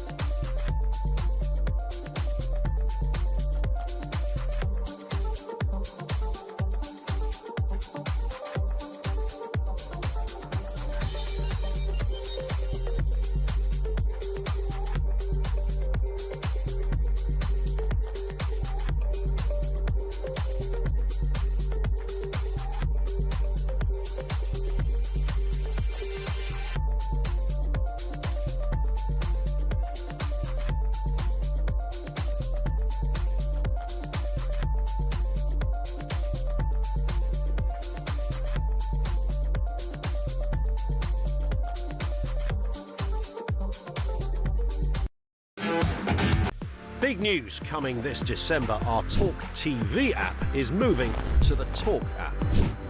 You can watch, catch up and listen to all your favourite shows and podcasts anytime, anywhere, all on the Talk app. From Monday, 1st of December, the talkTV app will no longer exist, so don't miss out. So head over to your App Store or Google Play and search Talk now.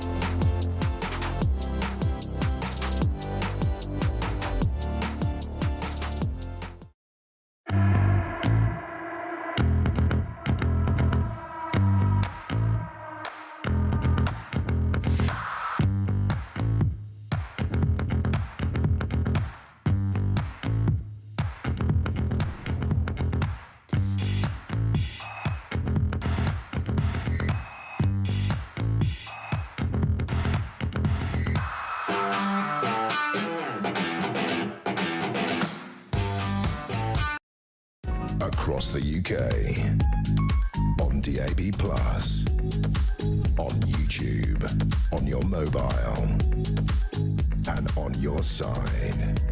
This is Talk.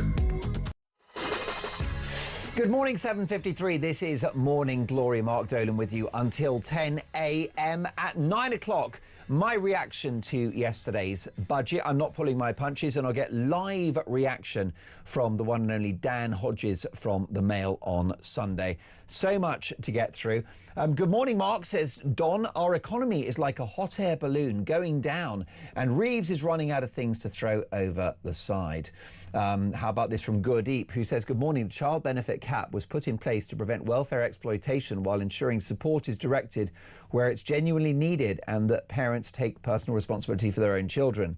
Now the concern is the birth rate will increase immensely, especially from all those migrants, including illegal immigrants, deliberately having larger numbers of children, sometimes 4 or more, as a means that this will lead to the misuse of the welfare system. Not only that, my daughter is desperate to work and cannot get a job. Gurdeep, thank you so much for that important message. We'll get to more of your thoughts on this in just a moment, but Nigel Farage, the Reform UK leader, has offered legal support to farmers after several arrests were made at a tractor protest in Whitehall yesterday. Well, Kathleen Renner was at the protest yesterday. She is a farmer and she joins me now. Good morning, Kathleen. Good morning. Can I ask you how it all went yesterday? Well, it was disappointing, obviously, that they sort of tried to cancel at the last minute. Yeah. A lot of farmers were obviously already on their way, and as we saw throughout yesterday, a few people got arrested, which was, you know, really heartbreaking to see, actually, because farmers protest so peacefully. Yeah, it was not what we wanted to see. No, and this is an administration that just doesn't understand the work that you do on a daily basis in all weathers, with unexpected events like an economic challenge, you know, an illness in an animal, a disease, or indeed the changing climate. You guys go through hell on a daily basis. It's a labour of love, and this government don't seem to understand that. No, I think it's really bizarre. You know, you would think that farmers would be treated as a national asset, really, because we're producing food for the nation. You know, we're quite willing to work for almost nothing. And, you know, we don't even really complain about it. We actually love the job that we're doing. So it's a real shame that they're just trying to squeeze us beyond the realms of possibility with an unaffordable tax. Definitely. I mean, I'm sat here, full disclosure, Kathleen, in a comfortable central London studio. Tell me about your day, the typical day of a hard-working British farmer that's just been clobbered by Rachel Reeves. Well, to be honest, like a typical day for me is, you know, doing things on the farm, but also having to like hold down a second job to subsidise the farm. I think that's what a lot of people don't realise, is that, you know, a lot of farmers are actually, you know, either heavily diversified or working other jobs to subsidise food production. And that's why it just seems so outrageous that we're being squeezed even harder. And your emotions this morning, given that we didn't get a squeak out of the Chancellor about the farmers in yesterday's budget statement. No reprieve, no U-turn, not even a concession. Really disappointing. I just thought that she glossed over the farming issues. It was we listened to the budget right outside Downing Street with the other protesters, and she was pretty jovial, like during her delivery. Making jokes in Parliament, which I just found it really insulting. She whizzed through the farming part of the budget. Obviously no concessions. We've been protesting for a year. Everyone's behaved themselves, and I just feel that they're now pushing farmers. The people keep saying to us, are we going to take firmer action? Well, we don't really want to be honest. I mean, I don't want to see anyone that I know get in trouble, but what do? We've been protesting for a year and they're not taking any notice. What are the prospects for British farming between now and the next election? Because my concern, Kathleen, is that the next administration, which is likely not to be a Labour one, will reverse the inheritance tax rate. But will that be too late? Well, we've seen over 6,000 farms already closed this year. I think the most immoral part of this change to APR, BPR is that there's a lot of older farmers that are just, they're just too far down the line to plan for succession. And we've seen it. We've seen people, it's a horrible subject to talk about, but we've seen people committing suicide. We've seen people refusing cancer treatments, because they think that their family are better off if they die before April. And I just think it's inhumane. It's heartless, it's cruel, it's also economically wrong-headed, Kathleen, because this awful inheritance tax rate may not bring in a penny. It may be a net loss to the Treasury once investment is factored in and the lack thereof. Kathleen, all I can say is my viewers and listeners have got your back. We support the farmers. It's an egregious crime against what is essentially critical national infrastructure. It's cruel, it's wrong. Farmers work hard for precious little money, if any. It's a labour of love. We're lucky to have you, and yet you've been attacked by this elected administration. Kathleen, let's keep this conversation going. Have a good day with those beautiful cows behind you, and we will always support you here on Talk and always on Morning Glory. It's shocking stuff, isn't it? What are your prospects? 03444 499 1000. I want to hear about your situation, your circumstances next.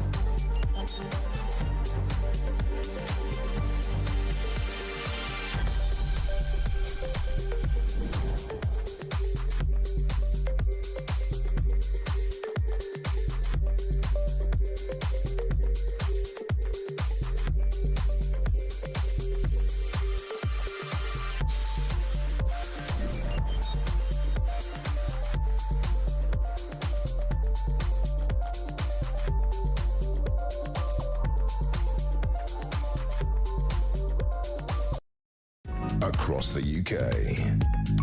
On DAB+. On YouTube. On your mobile.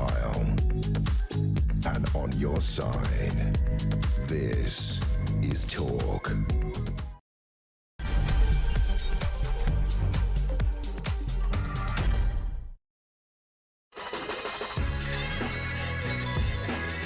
Three minutes past 8, top of the morning to you. A war on alarm clock Britain has been waged. I'm Mark Dolan. This is Morning Glory. A big reaction to yesterday's budget statement by the Chancellor, Rachel Reeves. A litany of broken promises, a tax on anyone that works, a budget for Benefit Street, a smorgasbord of misery. Britain's economic race to the bottom gathers pace and bankruptcy beckons. The perverse pyramid scheme that is the British economy, where more goes out than comes in and where it doesn't pay to work, teeters on the brink. We'll bring you reaction to every aspect of Rachel from Account's budget. The numbers don't add up, but what about the politics? Is this the beginning of the end of the political careers of Sir Keir Starmer and Rachel Reeves? And where does this budget leave you? What are your prospects? I want to hear about your finances. I want to hear about your work situation, your disposable income, your accommodation, your rent, your mortgage, inflation. Tell me how this is going to affect you. And what are your thoughts about the future? 0344 499 1000. You can text the word talk in your message to 87222. The impact of this egregious government is the topic of today's Dolan's Dispatch at 9 a.m. I'm not pulling my punches. It might get me cancelled. Good. And I'll get instant live reaction to today's Dolan's Dispatch from the Mail on Sundays, Dan Hodges. But I want to hear from you. It's your opinions that count. You know the phone number 0344 499 1000. So much to get through, as the saying goes. Let's talk.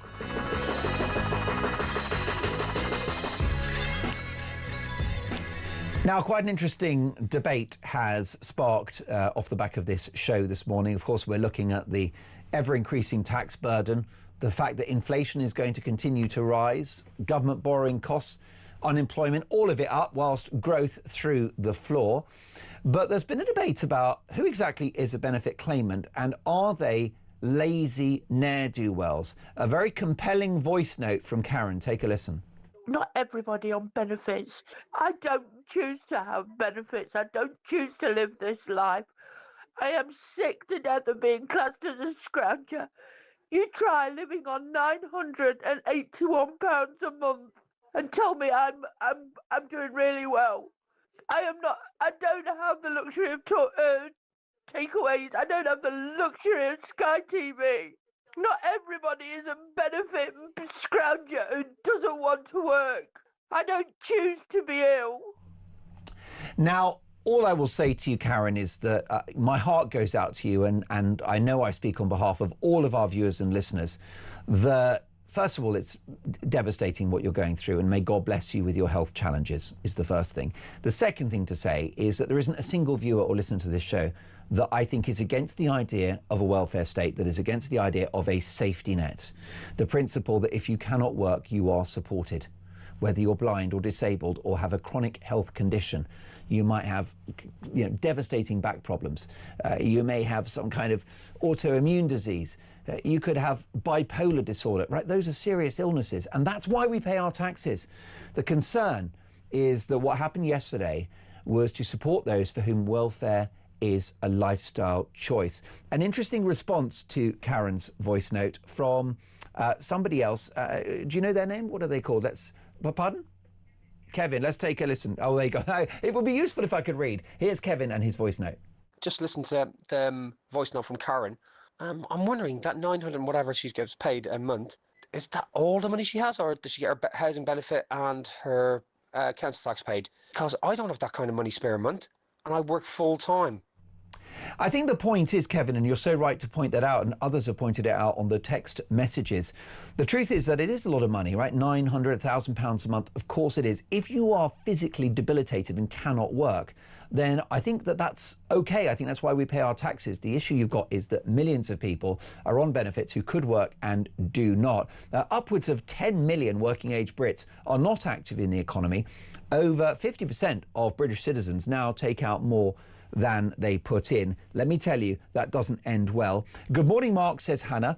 I hope this finds you well. My next door neighbour will be laughing today for sure. I watch my husband go to work at 4:30 a.m. and my neighbours, well, neither of them have worked in 7 years. £12,000 worth of caravan on their drive, motility car, not sure what for, as they can both make it up the stairs to the airplane for their 3 holidays a year. 2 kids, both have phones, tablets and laptops. Why do we bother? Says Hannah. They go to a variety of different food banks. I'm sick to death of it. I have a friend with 2 kids, both autistic and ADHD, but she can't claim a disability car. How does that work? The whole system seems so unfair and so rigged against people that need state support in favour of those who don't. Let's make some sense of this.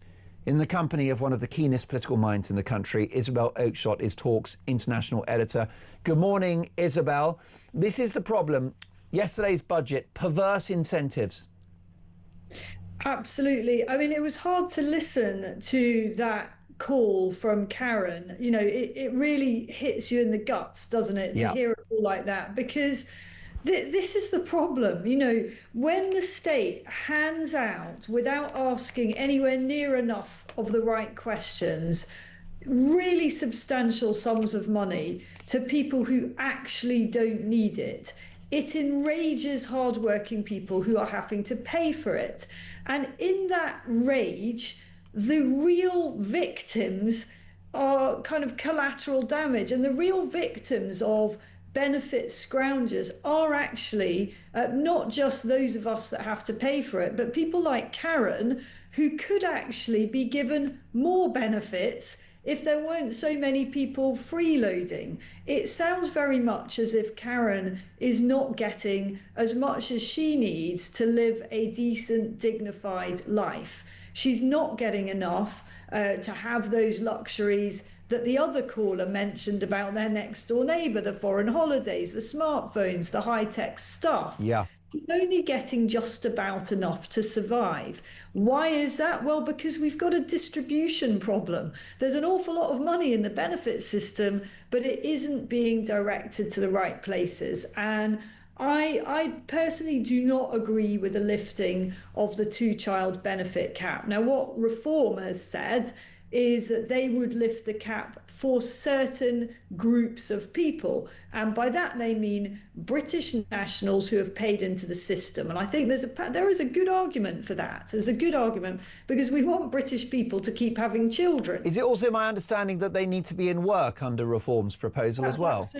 That's absolutely right. So you've got to have paid into the system and you've got to have a job. And I think that actually that is a good policy. But that's not what Rachel Reeves announced yesterday, as she declared that the 2-child benefit cap is actually pushing children into poverty. It's not the absence of a benefit that means children aren't being given a proper upbringing. It's the absence of responsible parents in many cases. So I think the direction of travel is a truly terrifying one for this country. You know, we've got caller after caller, and you had one yesterday. I think that the young lad's name was Mackenzie. His mum rang in, and she was so distraught because her son, who's a strapping lad, he's really healthy, wants to get a job, and we had another one this morning, can't get work. And yet you've got this absolute epidemic of worklessness amongst people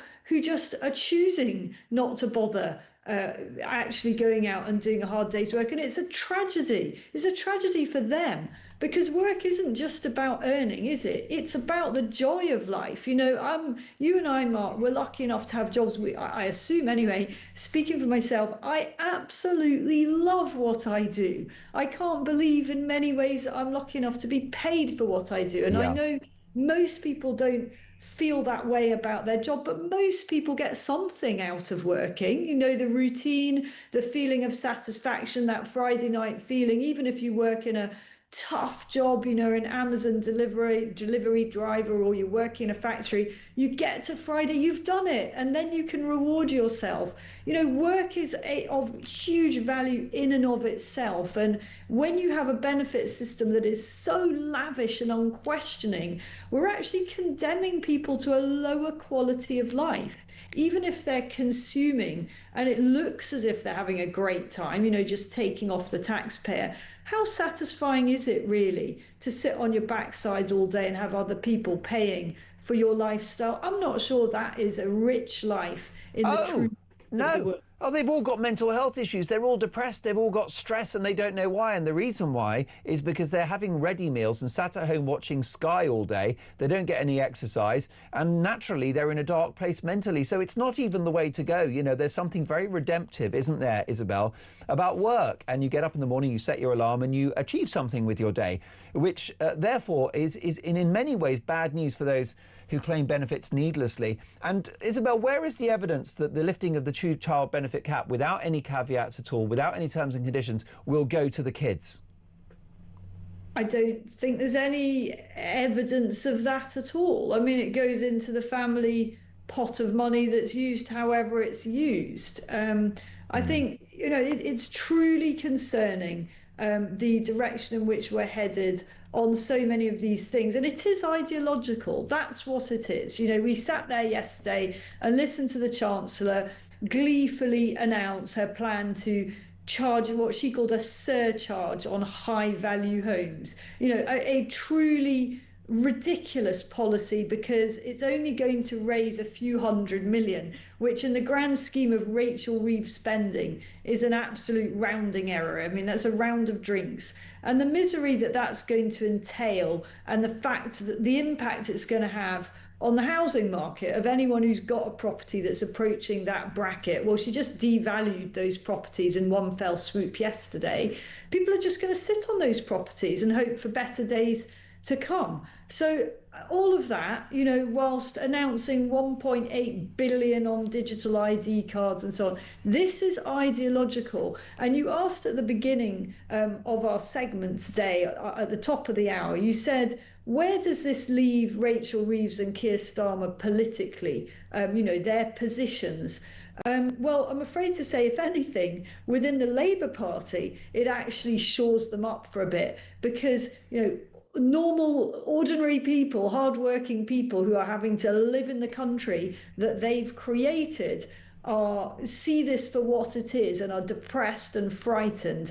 But the Labour lot, they love it. They cheered all of that yesterday to the rafters. So I'm not saying that, Reeves and Starmer are going to be in the same position this time next year, but make no mistake, the Labour backbenchers lapped all of this up yesterday. Most definitely, but they are the turkeys voting for Christmas, are they not? Because by the time of the next election, Isabel, we'll have learnt once again the hard lesson that socialism doesn't work. I mean, we have the prospect of more unemployment, more borrowing, higher inflation, less investment, and millionaires running for the hills. Yeah, that's absolutely right. And meanwhile, a never-ending tidal wave of unskilled, welfare-dependent people coming into the country. Yeah. What kind of trade is that?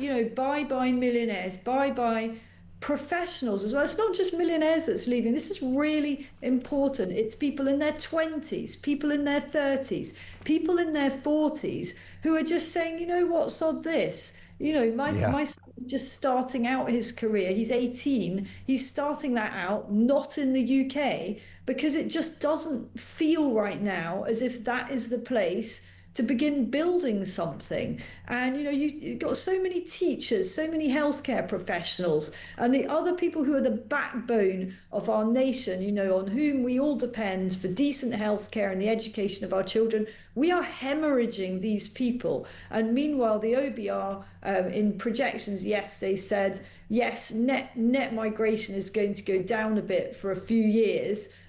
By the way, I mean, we're starting from a pretty high base. Yeah. So, I'm not getting the champagne out because there's only going to be, 280,000 extra people coming in. But it's going to spike again towards the end of this decade. And this is totally unsustainable. And I cannot see how anyone with an iota of intelligence can't understand that importing low and unskilled people and exporting your wealthiest and brightest and most ambitious and adventurous is ever going to end well.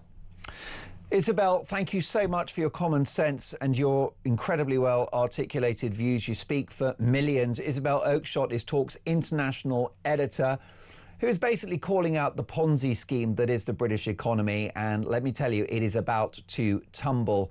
That is the topic of today's Dolan's Dispatch at 9 a.m. Dave in Hatfield, good morning, Mark. I'm self-employed. I was looking into replacing my 6-year-old petrol van this year and go electric. I've canned that idea after the 3p per mile rip-off. I thought they were trying to encourage people to go electric, not the opposite. This government hasn't got a clue. Well, we received a very tearful message from a lady called Karen who said, please don't demonise all benefits claimants. She's very ill, she can't work, and she joins us next.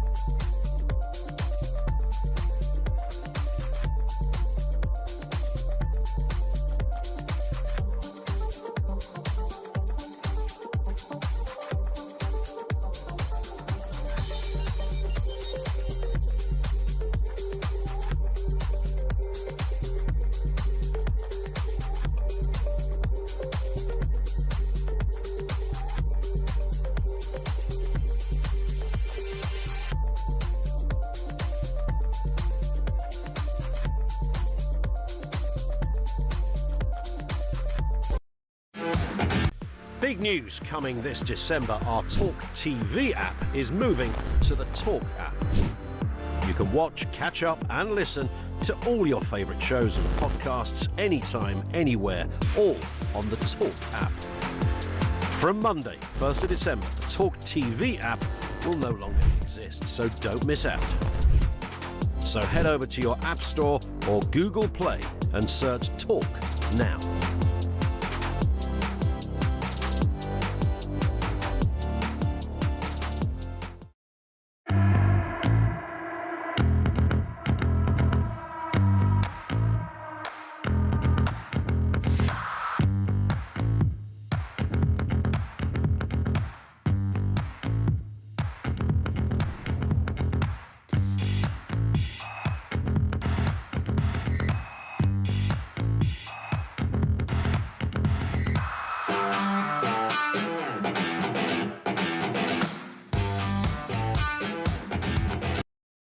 Across the UK, on DAB+, on YouTube, on your mobile, and on your side. This is Talk. It is Morning Glory. Lovely to have your company. 8:21 Dolan's Dispatch on the way at 9 a.m. What are your prospects now following Rachel Reeves's budget statement? This from Paul, who says, good morning, Mark. I'm a small businessman from Cumbria. I employ 7 staff members, and I can honestly say enough is enough. Since Labour has got into power, they've waged war on small businesses. In the new year, I will be winding down my business and letting my staff go. So that is 7 people working for Paul whose lives will be devastated. And in this economic climate, Good luck getting another job. He goes on to say, in the new year, I'll be winding down my business, letting my staff go. It simply isn't worth the stress and worry to pay more taxes, fuel, electric, gas, and wages are just out of control and killing businesses daily. Don't forget, by the way, the workers' rights package is going to make that worse, because if someone like Paul hires an individual that's not good at their job, they can't be fired. They'll have workers' rights from day one. He says it's time to scale down and become a one-man band and look after number one. Labour is destroying Britain's small businesses. 7 people that won't have a job, 7 people that don't pay their taxes, 7 people that won't be able to go out and purchase things, which of course contributes to the economic output of this country. It's a race to the bottom. It is economic quicksand. Now let's take a listen to Mark on the budget. What is your situation? Let me know. 0344 499 1000. This is Mark. Morning, this is Mark in Derby, ringing up about yesterday's budget.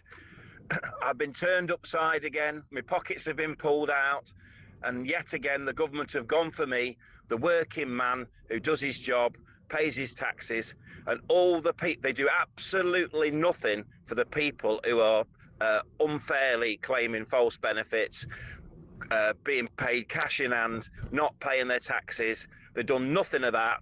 And basically all of my money is going to support people who don't do the things you're supposed to do, which is go to work. It's the same old story. Good guys finish last, bad guys get a reward. Devastating but true, Mark. Thank you for your voice note. Well, Morning Glory and Talk are all behind Alarm Clock Britain, the people that wake up in the morning, put a shift in and contribute more than they take out. Well, the budget was not for them yesterday. However, it's important not to demonise everyone that's on benefits, a point made by Karen in a voice note earlier, which is going viral. Take a listen. I am sick to death of being classed as a scrounger. You try living on £981 a month. Not everybody is a benefit scrounger who doesn't want to work. I don't choose to be ill. Well, I'm very happy to say that Karen joins us on the line now. Good morning, Karen. Good morning. Apologies for falling apart earlier. I'm very sorry. But I am sick of being classed as a scrounger. I really am. Not everybody who is on benefits is a scrounger. Some of us are genuinely ill. Yes, there is a percentage of people who are just out for whatever they can get. But hearing the words, oh, benefit scrounger, it hurts. It does. And Karen, I think that I can speak on behalf of really all of my viewers and listeners, the vast majority, who don't think that you're a benefit scrounger, who are happy to go to work and pay their taxes in order for there to be a welfare state, for there to be a safety net. It's my understanding that you cannot work. Is that right? I've got severe physical and mental illnesses. I've got agoraphobia. I've got anxiety, panic attacks. I've got asthma, COPD, fibromyalgia, osteoarthritis in my spine. I've got severe nerve damage from a road accident in 2016, which means my hands and feet lock. I have hands that turn into claws. I can't tell you when they're going to happen. It just does. And I have like eagle talons, and it can last for minutes, hours. It just doesn't let me know. I would give anything to go and help. I feel awful that people like my son-in-laws and my daughters have to go out to work to keep me. Now, Karen, you mustn't feel awful, because we have a welfare state which originally was created as a safety net to support people who cannot work. It is definitively the case that you cannot work. And first of all, can I just say that my heart goes out to you for your litany of health issues. May God bless you, Karen. Your life sounds like a living hell, okay? And I know my audience are very caring, all right? They're not without empathy at all. Why they're angry, Karen, is that you've got a government that is, on our behalf, living beyond its means. We're in the red. We've got incredible debt. And yet there's been further expenditure for the welfare states in an environment, in a country where 10 million people of working age are not active in the economy. No one expects you to go to work, Karen, but they do expect millions of others to. What do you think of that? oh, this government's run. It's like a circus. They're a bunch of clowns, the whole lot of them. They don't give a damn that they're claiming, a second house, this, that, and everything else. Oh, nothing's said about them. The people who don't want to work, I'm sorry, I grew up in an age where you left school. If you didn't go to college or university, you got a job. You couldn't sit at home and lounge about. My mum and dad drove that into me. From 16, I got on a youth opportunities scheme. I worked. I got pregnant, had my girls. 2000, lost my mum. That's what caused my depression mostly. 2009, I ended up supporting my partner, still working. He was an alcoholic. I tried to keep a family together, support him, and everything else. I lost him in 2019. He still went to work as an alcoholic. He still went out every day and worked, but you couldn't not turn your back on him if you know when he was at home. He would disappear, gone. And people think, oh, you've got it easy. You just don't have to do anything. No, it isn't easy. It's hard because you have to budget for this. You have to budget for that. I don't know what a haircut is. I don't know. I haven't had a holiday since my oldest girl's 34. I haven't had a holiday since she was 7 years old. So I don't have holidays. I don't think I don't drink. I don't smoke. I don't do any drugs except prescription ones. I don't have nails done. I don't see how these people who get paid just. Well, there is some that are the low of the low who take for the, I don't have to work, I can have this, I can have that. And when I lived where I lived before here, when the Sydney Olympics were on, my neighbour was on benefits. They went to the Olympics in Sydney. Great. And they've got no shame, and he goes, I ain't working, it's better off for me being at home. That to me is the wrong attitude. There's pavements you can clean. If you want your benefits, you work for them. If you were refusing to work, you don't get them until you go out. Well, this is it. And Karen, briefly, because the clock's against us, but I think this is the point, that it's a bit like illegal immigration, okay, Karen, which is that if 50 don't go on that one. No, don't get you started, right? If 50 or 60 or 70,000 people enter the country illegally, what that does is that's bad news for real people that need asylum. Similarly, Rachel's cash splurge yesterday, paid for by hard-working Brits, gives benefit claimants like yourself a bad name. So you're really being demonised by government policy rather than an individual case. I mean, can I put this to you from Damo, who says, good morning, I'm Damo in Leeds. Karen's voice note, £981 a month. Is she also getting her house and bills paid for? Yeah, I don't pay for my house. The council pay for I get £425 housing benefits, so it's still just over about £1,000 if... Sure. I mean, Damo says, I don't have £900 a month to live on. I go to Asda pretty much every day to get essentials, and a few disabled people work, so there is no excuse not to work. What would you say to that? Come and live in my world for 1 week. Yeah. You try having agoraphobia. I can only go out if I've got my daughters. They take me to the hospital. They take me to the doctors. I don't go out and... If I go out, it's all on my medical notes. She is a danger to herself because I completely have a meltdown. And the only reason I got agoraphobia, I used to hear kids read at school. And a parent decided, I know, and they branded me a paedophile. I mean, it's pretty wild, isn't it? I mean, your story, Karen, may God bless you. First of all, Karen, I'm really, really glad. I'm sorry to interrupt you because the clock's against us now. But your voice note earlier represents what talk is about, because you go to other networks and the debate is skewed one way or the other. And here on Talk, we want the full picture, the full story. And you are so right that you must not demonise people that cannot work. I mean, you have a litany of crippling mental and physical health conditions, right? You are the very definition of, in my view, why we pay our taxes and have a welfare state.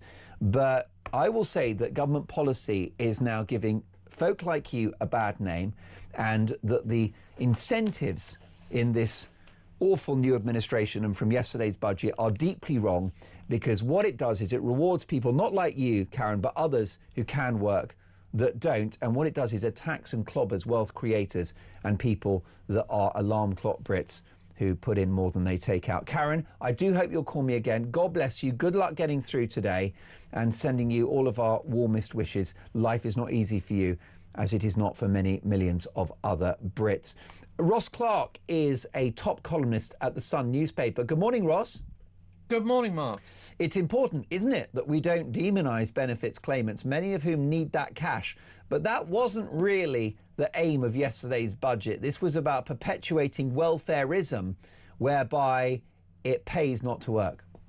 Yes, absolutely. And, obviously when anybody proposes to reduce welfare in any way, we're always invited to think that by certain people that, the likes of Karen there, who clearly does need to be on benefits, is the sort of face of the average benefit claimant, and that's very, very far from the truth. I mean, just a simple statistic here, there are 6.5 million people now on out-of-work benefits.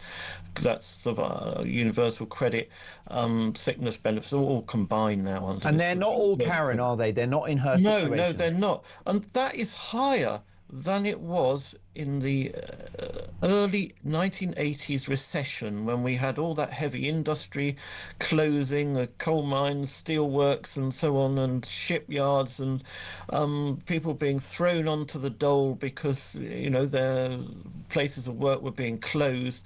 We've actually got more people now on out-of-work benefits than we did then, and that's not because there aren't any jobs around. Employers will tell you the same thing, that there are plenty of jobs and they just can't recruit British people for them because it is far too easy to claim out-of-work benefits and get signed off on the sick, and so on. So, I mean, that is the backdrop. And what we're seeing here with yesterday's budget is this sort of massive wealth transfer from working people to non-working people.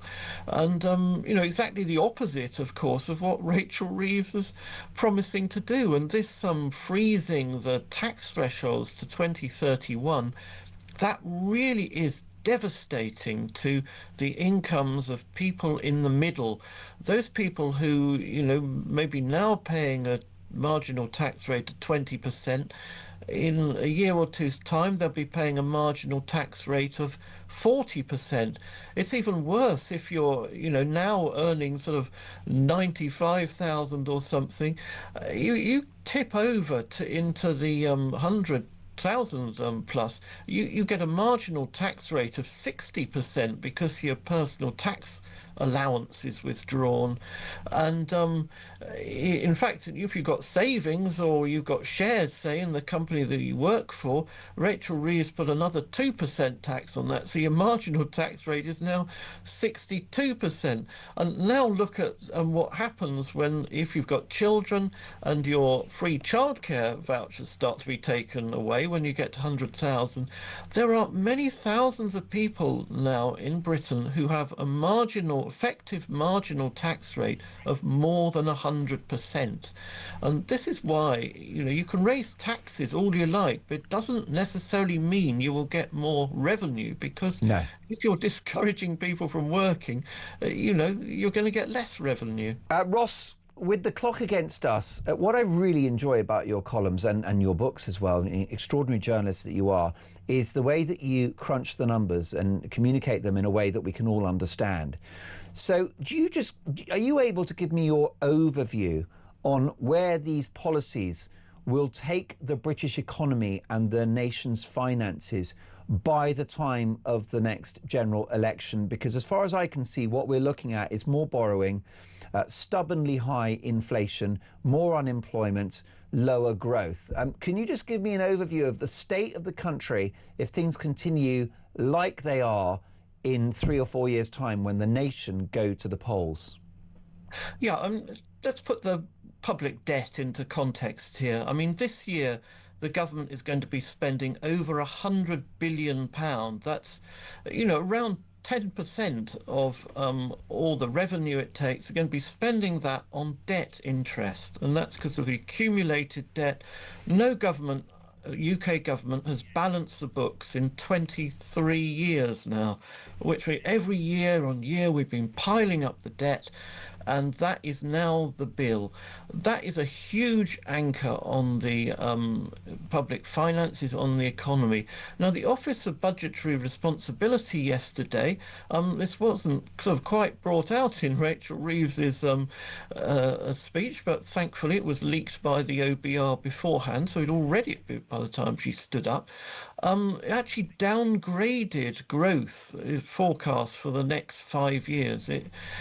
She quoted that it would be higher this year, but in the next 5 years, the economy is heading, downwards. Disappointments, and tax revenues will disappoint as well. Well, Ross, I'm so looking forward to your next piece for The Sun, because it will be excoriating. Thank you so much for joining us. Have a good Thursday, if you can, under the circumstances. Tony is in Hertfordshire. Good morning, Tony.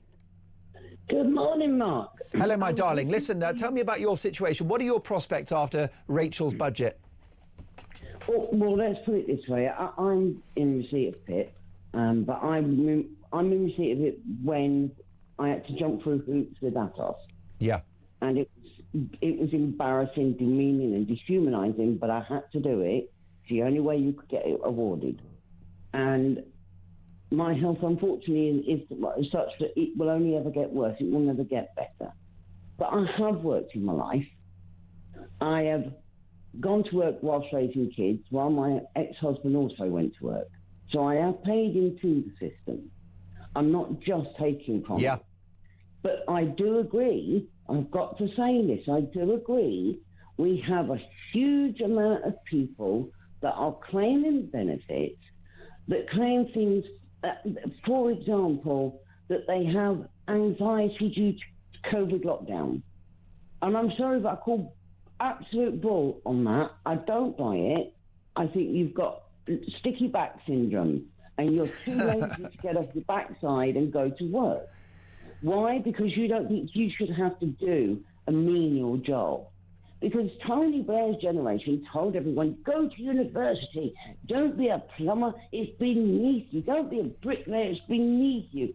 And he made working class jobs appear as though if you were that kind of person, you weren't the right kind of person. Tony, you've got to call me again, because this is a brilliant conversation. You speak so well. And can I please use that expression now, sticky back Brits, right? Or sticky back people, the people who are so lazy that their back is stuck to the bed when they wake up in the morning. Tony there needs those benefits because she's profoundly ill, but she's paid into the system. She's someone that can't work, and that's what the welfare state is for. Tony, thank you so much for that. Have a good Thursday yourself. Next up, we'll get reaction to yesterday's budget from the country's, or one of the country's best known entrepreneurs, and he's not happy. That's next.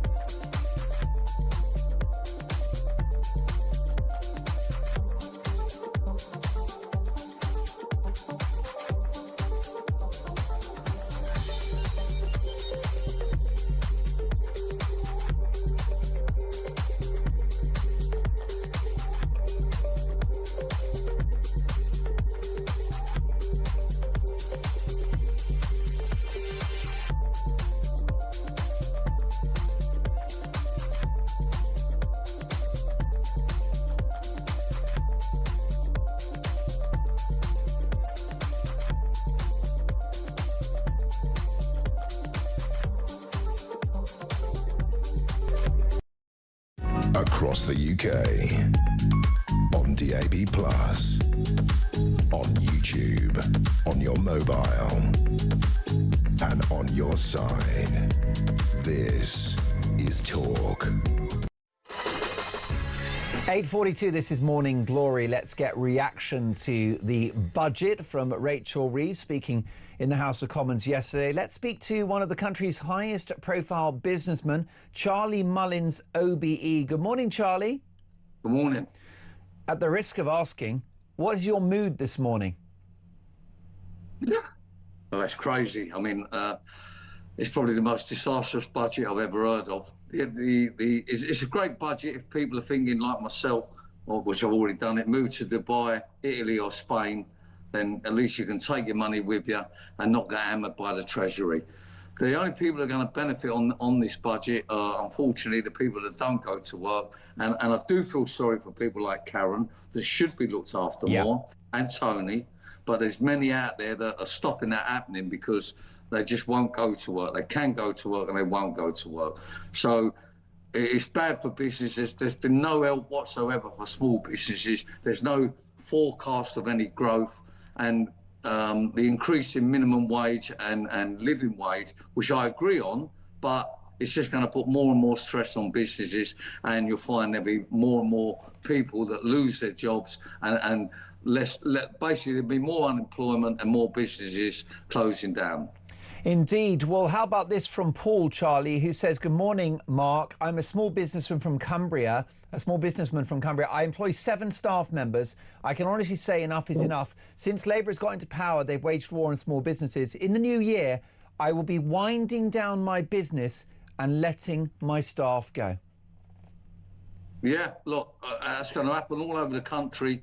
I mean, a clear sign that Rachel Reeves is not competent to be in the job. She obviously must now be got rid of immediately because she's absolutely killed any sort of growth, anybody's inspiration in the country. And I actually think that, which I said from day one, Labour will take the UK to rock bottom, and then when hopefully reform get in, they will start to build it again.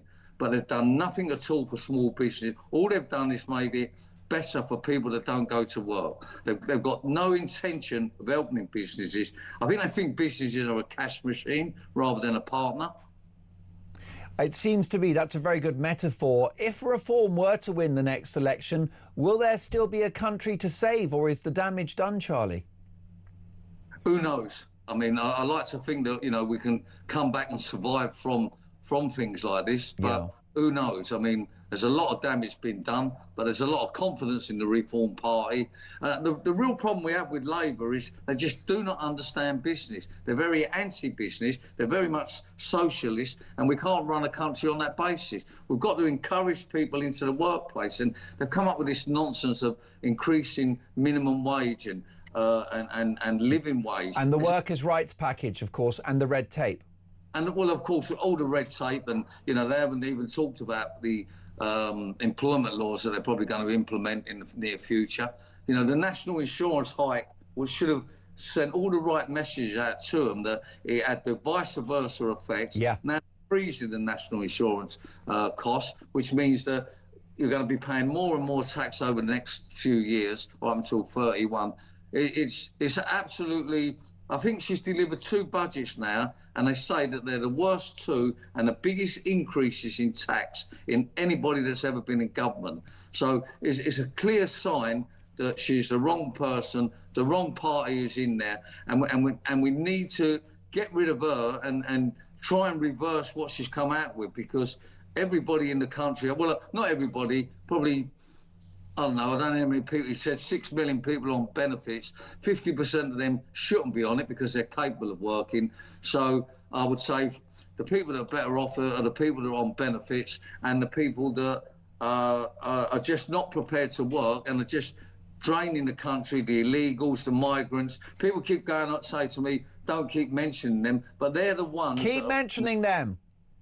I will keep mentioning them, yeah, because they're the ones that are putting the strain and the drain on working class people. And I go back to what I was saying. The real people that gain out of this budget is Dubai, Spain, Italy, where people will now be flocking there. fortunately, I get my Dubai residency when I go out there in a couple of weeks, and I can't wait to be there, and obviously Spain. And this leak by the OBR people, yeah. I mean, even We Fix London couldn't stop that leak. If that nice plug. That was them. Well, of course, We Fix London is a business that you started. Of course, you founded Pimlico Plumbers, which was incredibly successful. Now you're having great success with We Fix in the capital. No doubt will go nationwide soon. But clearly the environment for you to grow is now more difficult. And Charlie, I just want to ask you about the future of this country. I mean, where will we be in 3 or 4 years' time, do you think, at this current rate? God knows. Probably a third world country, I would think. I would say a third world country, and we're pretty much acting like that now with some of the things that are going on in our country. So, you know, I don't know how much longer we've got, these 3 years, 3.5, but I honestly believe a general election will be called. We've got to get them out of government and get somebody in that can create growth, that can create jobs, that can encourage people into the workplace. And, you know, the more you pay people not to work, the more people are going to not work. Charlie, it's always a privilege to have you on the programme. Look forward to speaking to you again in the near future. Charlie Mullins, OBE, is the no-nonsense entrepreneur and chairman of We Fix London. I took a call and a voice note from Karen earlier, who said, please don't demonise all benefit claimants. Let's get a reaction in a voice note from Sarah. Good morning, Mark. It's Sarah from Croydon. On the subject of benefits, my heart bleeds for Karen and people like her. And I completely agree with you. That's why we pay our taxes. I pay my taxes to support people like that who genuinely need it. That's what it's there for. I pay my taxes for the NHS to help people. I pay my taxes for kids to go to school and get a proper education. I pay my taxes to help older people who need support later in life. That's what it's for. That's what the system is for. I think, unfortunately, and it's the same with the NHS, it's the same with immigration, we just get stories of, but what about the people that really need it? What about this? What about that? And it shuts the conversation down. We're at a point now where we need to have serious conversations about who we are and are not going to help, because this is unsustainable. And it would also mean that people like Karen could be given more money because there's more money in the pot for her. So she could live a better life. She's not worrying about paying for her heating. But at the moment, we can't do it. I'm not putting my heating on because I can't afford it. That's the reality. I'm self-employed and I'm seriously worried now. Worried indeed. Sarah, you speak for the lion's share of the audience of talkTV and of Morning Glory. Thank you for that incredibly well put together voice note.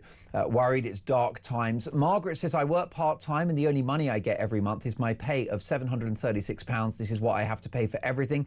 I get nothing for free except my bus pass, which gets me to work. What is your situation? What are your prospects? More on that next.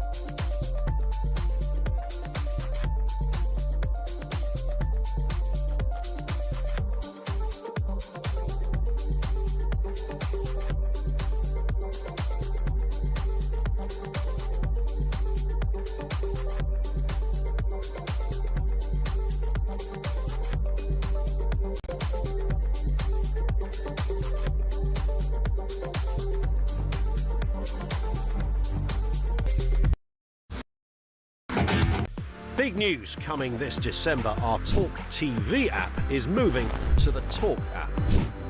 You can watch, catch up and listen to all your favourite shows and podcasts anytime, anywhere, all on the Talk app.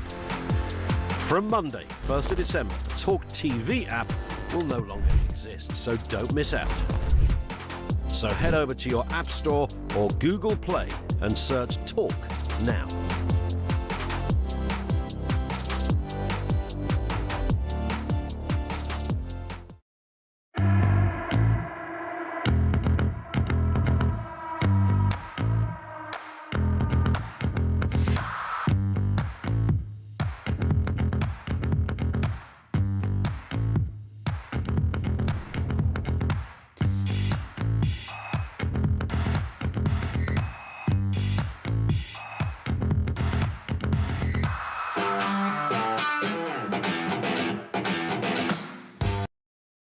Across the UK, on DAB+, on YouTube, on your mobile, and on your side. This is Talk. You are listening to Morning Glory with a budget reaction. That's the topic of today's Dolan's Dispatch in just 5 minutes' time. You won't want to miss it. I'm not pulling my punches. With live instant reaction from the Mail on Sundays, Dan Hodges.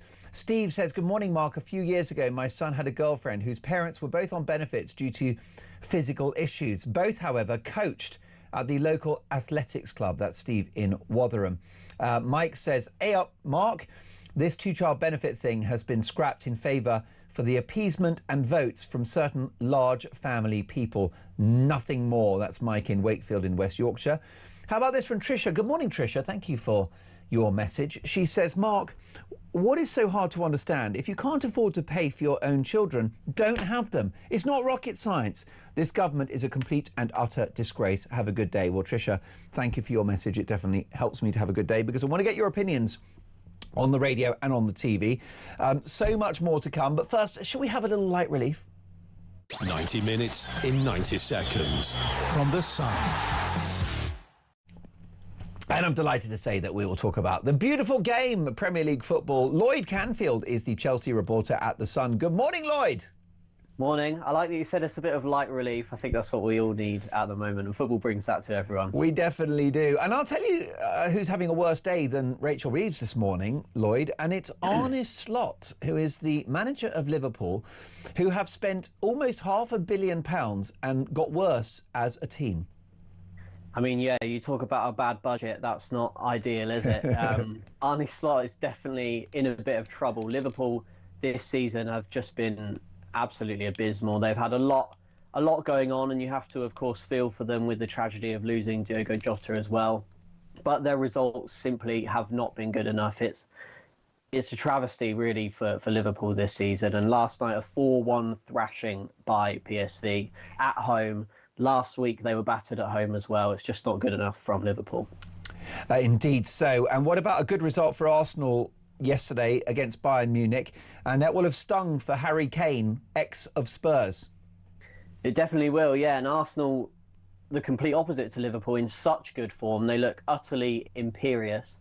Chelsea, they play on Sunday at the weekend, and Chelsea, of course, had a really good result against Barcelona on Tuesday night as well. So that's going to be a really good game, and Arsenal on absolute fire at the moment. Yeah, that's it. Chelsea-Arsenal on Sunday. Who stops Arsenal? Man City or Chelsea, or is it a done deal? I think they're going to be really hard to stop. They're in such good form. They've got such a well-rounded squad. I think if anyone, it probably will still be Man City, because I don't know if Chelsea are necessarily there yet. But Chelsea certainly right now are probably in the best form and in the best position. If they can beat them on Sunday, then we can look at Arsenal then dropping out of the title charge. Lloyd, thank you for cheering us up with some soccer news. Look forward to the matches this weekend and really look forward to your coverage in the Sun newspaper. Lloyd Canfield is the Chelsea reporter at the Sun. Let's get a call now. Mark is in Stoke-on-Trent. Good morning, Mark. Good morning, sir. Listen, what do you think? What's your message to Rachel Reeves this morning? Rachel Reeves, she shouldn't even be in government. Keir Starmer shouldn't be in government. And the rest of them, them MPs who stand behind them people who are corrupt, they're just as bad as them. Indeed. And Mark, you've got a rather worrying story about a wealth creator leaving the country. What can you tell me? Yes, this wealth creator is a special person, and she's put billions and billions of pounds into the government, and she's leaving, and I don't blame her. It's deeply worrying. What are your personal circumstances, Mark? I'll tell you my personal circumstances, sir. I'm 61 years of age. I've worked over 40 years of my life grafting, very, very hard jobs, and now I can't do them. I've got arthritis in my fingers. Yeah. I need a new knee. I've got all in my joints. I think I've got mental health required, OCD, of course, HDHD. I am sorry, and I get a pension of £344 a month. I was on universal credit, and they've stopped all my money, and now I get £1.32 off them, and they're taking me court for £13,000. All because where I used to live, I had mental health problems. It's basically an injustice, Mark. You're why we have a welfare state. Others don't deserve it. Dolan's Dispatch next.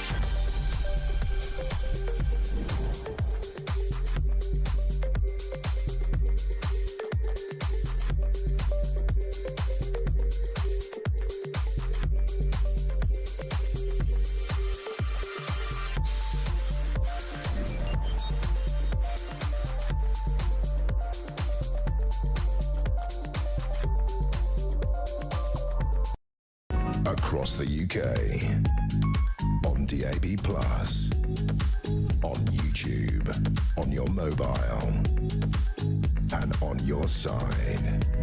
This is Talk.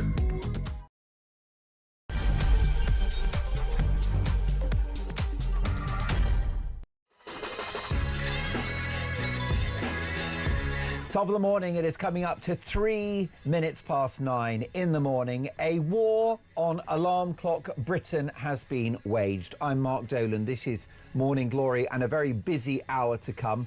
A litany of broken promises, a tax on anyone that works, a budget for Benefit Street, a smorgasbord of misery. Britain's economic race to the bottom gathers pace and bankruptcy beckons. The perverse pyramid scheme that is the British economy is teetering on the brink. Well, we'll bring you reaction to every aspect of Rachel from Account's budget. The numbers don't add up, but what about the politics? Is this going to be Keir Starmer's death knell? Is it the final nail in the coffin of this Labour government? And more importantly, what are your prospects? We've been taking your voice notes all morning, and this is from Wayne. Take a listen. Good morning, Mark. So, the biggest thing I've taken from this budget is the pensions. That is going to cripple this country.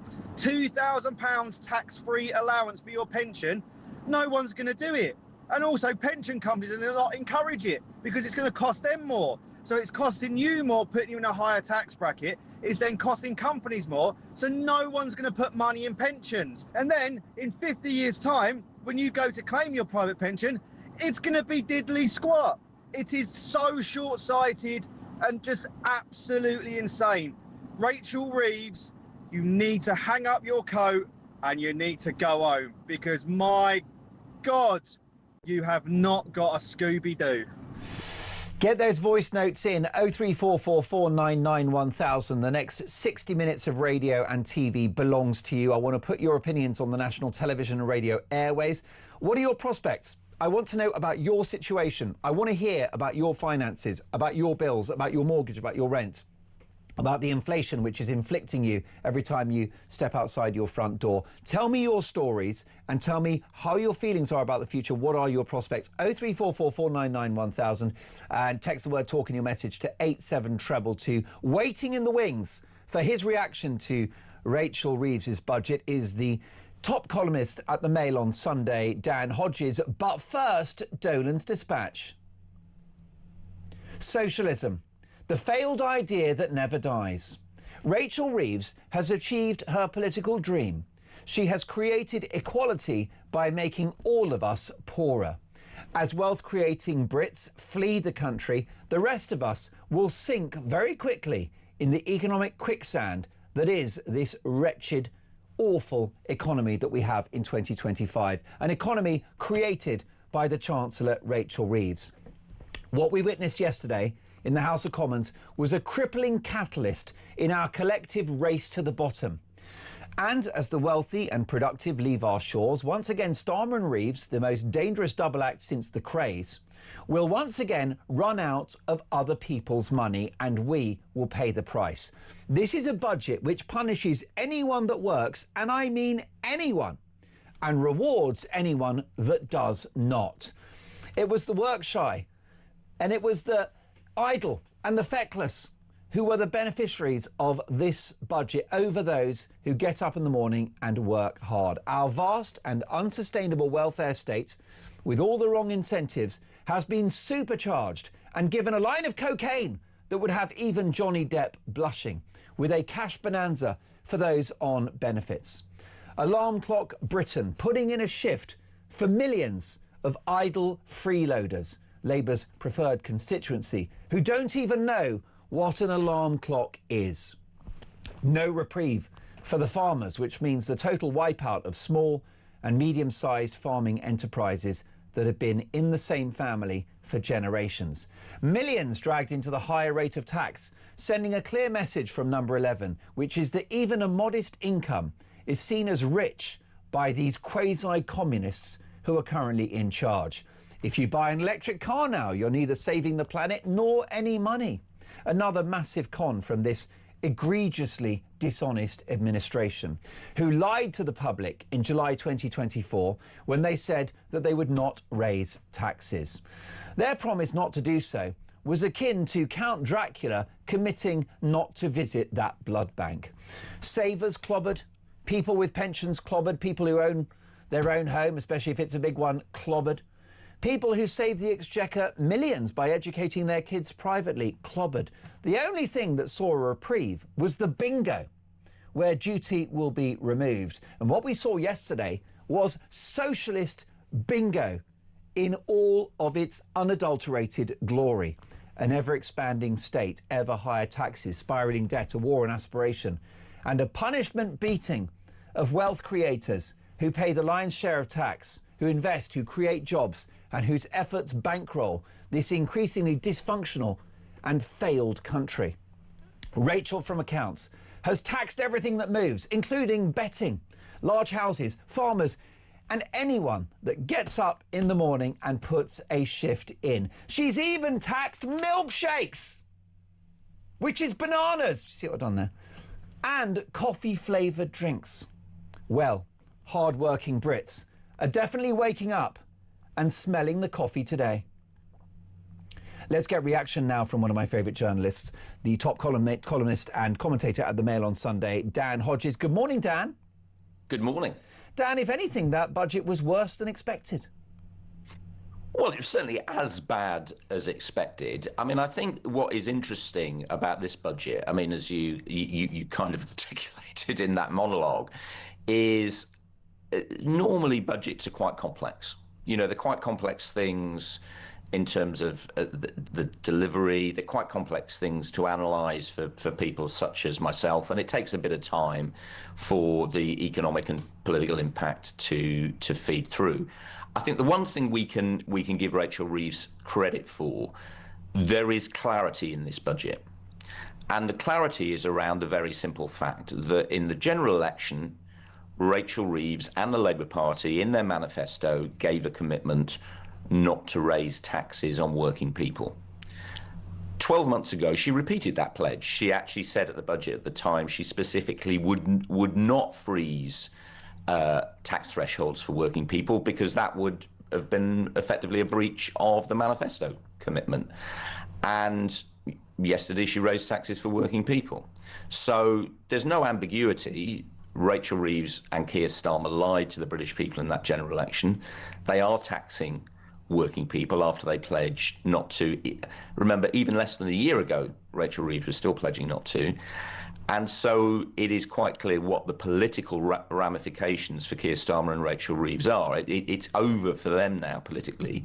The only question moving forward is it over for Rachel Reeves and Keir Starmer politically, or is it over for the Labour Party politically? And that's just the question mark that we'll have to answer in the coming months. Indeed, and I think something that's not been discussed enough, Dan, is the ongoing threat of inflation, which is a tax on all of my viewers and listeners, and a tax which affects most egregiously the poorest in our society. And if you look at the policies, whether it's, massive payouts to the public sector unions, whether it's increasing the minimum wage, adding costs to business, the workers' rights package, all of these policies are inflationary. And she celebrated at the dispatch box yesterday that in the course of the next 12 months, inflation will come down by 0.5%. Well, that will still be almost double the Bank of England's target. Yeah, and again, the framing of this, I mean, the framing we had in certainly in the last week was this was going to be a budget that would address the cost of living crisis. Yeah. Now, if you look at the figures, the OBR are quite clear. The cost of living crisis as a result of this budget will get worse. So we've got a budget in which taxes will go up, even though the Chancellor and Keir Starmer pledged they would not go up. They will go up for working people. The cost of living crisis will get worse for working people. And the other thing that Rachel Reeves obviously said at the start of this year, remember there was a sudden dramatic pivot in the government's economic strategy at the start of the year when Rachel Reeves said her priority would be growth, growth, growth. The OBR have calculated that as a result of her budget, the growth will stagnate next year, the year after that, the year after that, and the year after that. Now, that's not my assessment. That's her own economic watchdog's assessment. So whichever way you look at it, what Rachel Reeves is doing, and we can debate till the cows come home about what her political and economic inheritance was. Obviously, again, I'm slightly perplexed because, again, if you remember, at the time of the welfare rebellion, when Labour MPs ditched Labour's welfare reforms, Rachel Reeves suddenly turned around and told us, because of her brilliant economic stewardship, she could afford now to reverse the welfare cuts. Remember, she said she could afford to reform the impact on winter fuel allowance because of her amazing stewardship. And yesterday, she stood up and suddenly said, well, actually, I said I fixed the economy. Well, I haven't after all, and that's why I've got to break my manifesto pledge.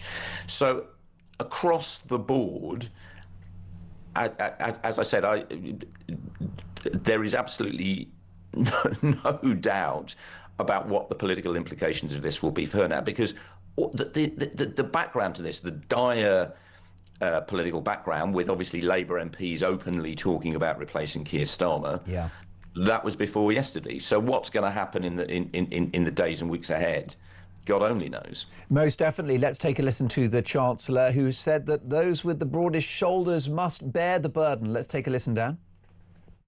In the manifesto, we were very clear. It was the rates of income tax, national insurance and VAT. But I'm not going to get into semantics. I recognise that we are asking people to contribute more by freezing those allowances. On a scale of 1 to 10, how dishonest has the Chancellor been, Dan? 11. I mean, wow. This is, I said it yesterday. For those of your viewers old enough to remember, there was an infamous election campaign in which George Bush Sr. Famously pledged "Read my lips, no new taxes." This is Rachel Reeves' "Read my lips, no new taxes" moment. She has admitted. I mean, I was tweeting about earlier on a different broadcasting channel this morning. She has openly admitted she is taxing working people, having pledged in the manifesto not to tax working people. And this is not some sort of minor sort of tucked away on page 97 of the manifesto breach. This was at the heart of what Rachel Reeves and Keir Starmer told the country. They said, "Oh no, don't worry. Our plans are are completely well costed, well funded. We won't need to raise taxes." Now their argument is, "Oh well, we didn't realise what we were inheriting." Okay, fine, you can debate that, but as I said, it's less than a year ago Rachel Reeves went to the CBI conference. We've all seen the clip and said, "Let me be very clear.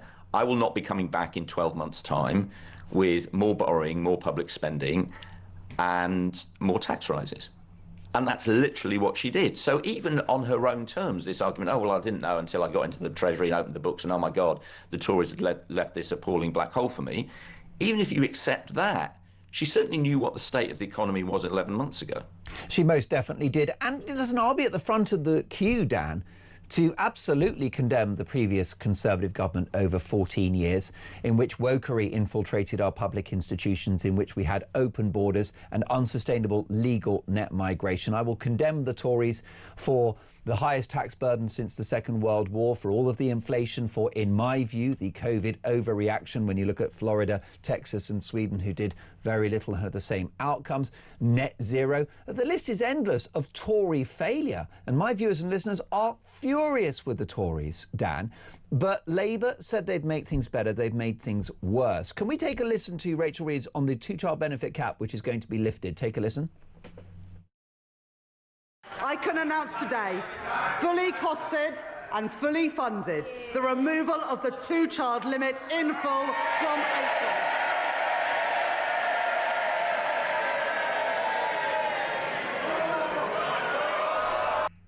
Dan, did you hear that cheer? It was really a budget for left-wing Labour MPs, not my viewers and listeners. Absolutely, but this is the fascinating thing yesterday. So I was in the House of Commons yesterday, obviously after the budget, talking to Labour MPs. I was being messaged by Labour MPs, and I've written it in my column in the Daily Mail today. We've all presented this narrative that exactly that this was a budget effectively written by Labour backbenchers and not by Rachel Reeves herself. But I was pretty hard pressed yesterday to find a Labour MP who would unequivocally endorse what Rachel Reeves did.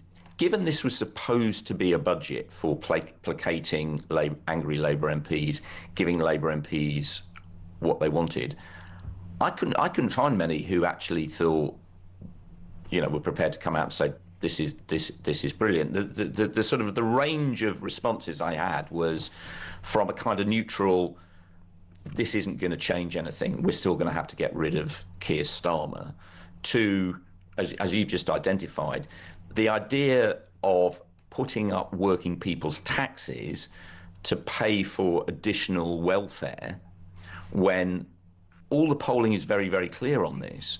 You know, the public, including Labour Party, the majority of Labour Party voters, supported the two-child benefit cap. I literally do not understand where the politics is behind this, because even on, you know, Rachel Reeves' own rationale, I mean, this was a budget primarily to try and save Rachel Reeves' skin and try and save Keir Starmer's skin politically. Even on those terms, I don't see how she thought it was going to work. It was so strange yesterday. It was like Labour MPs were wandering around saying, well, did you ask for the two-child benefit cap to be scrapped? Because I didn't. Who did? And it was almost like somewhere along the line, Labour MPs have sort of fallen into this trap of thinking not just that this is what the country wants, when obviously it isn't, but it's what they Labour MPs thought they wanted. And they were yesterday, they were scratching their heads saying, hang on a second, I'm not sure I did want this. Dan, you are the most keen-eyed and articulate critic of this current Labour administration, and I would urge my viewers and listeners to take a look at your latest piece in the Daily Mail, the headline of which, the most chaotic budget in history will be Reeves' last. Dan Hodges, thank you so much for joining us. Look forward to speaking to you again in the near future. Dan Hodges is a columnist at The Mail and The Mail on Sunday. This is Dave with a voice note. Dave, it's over to you. Good morning, Mark. Good morning, Morning Glory. This is Dave from Manchester. This is my first time I'm ever sending a voice note to your wonderful station. Regarding the benefits and the stigma, the demonisation of all claimants, I think this is a legacy problem inherited when everything was moved over to universal credit. If you remember, in years gone by, you had disability living allowance, you had job seekers allowance, you had all these other types of allowances which indicated where in society you were. However, all that has gone, and you've now all been lumped into one big melting pot.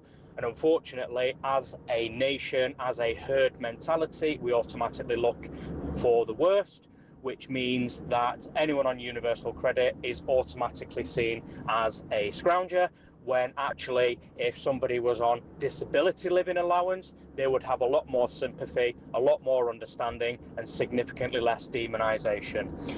Loving the show, keep up the good work, and I'll continue listening as always. Thanks.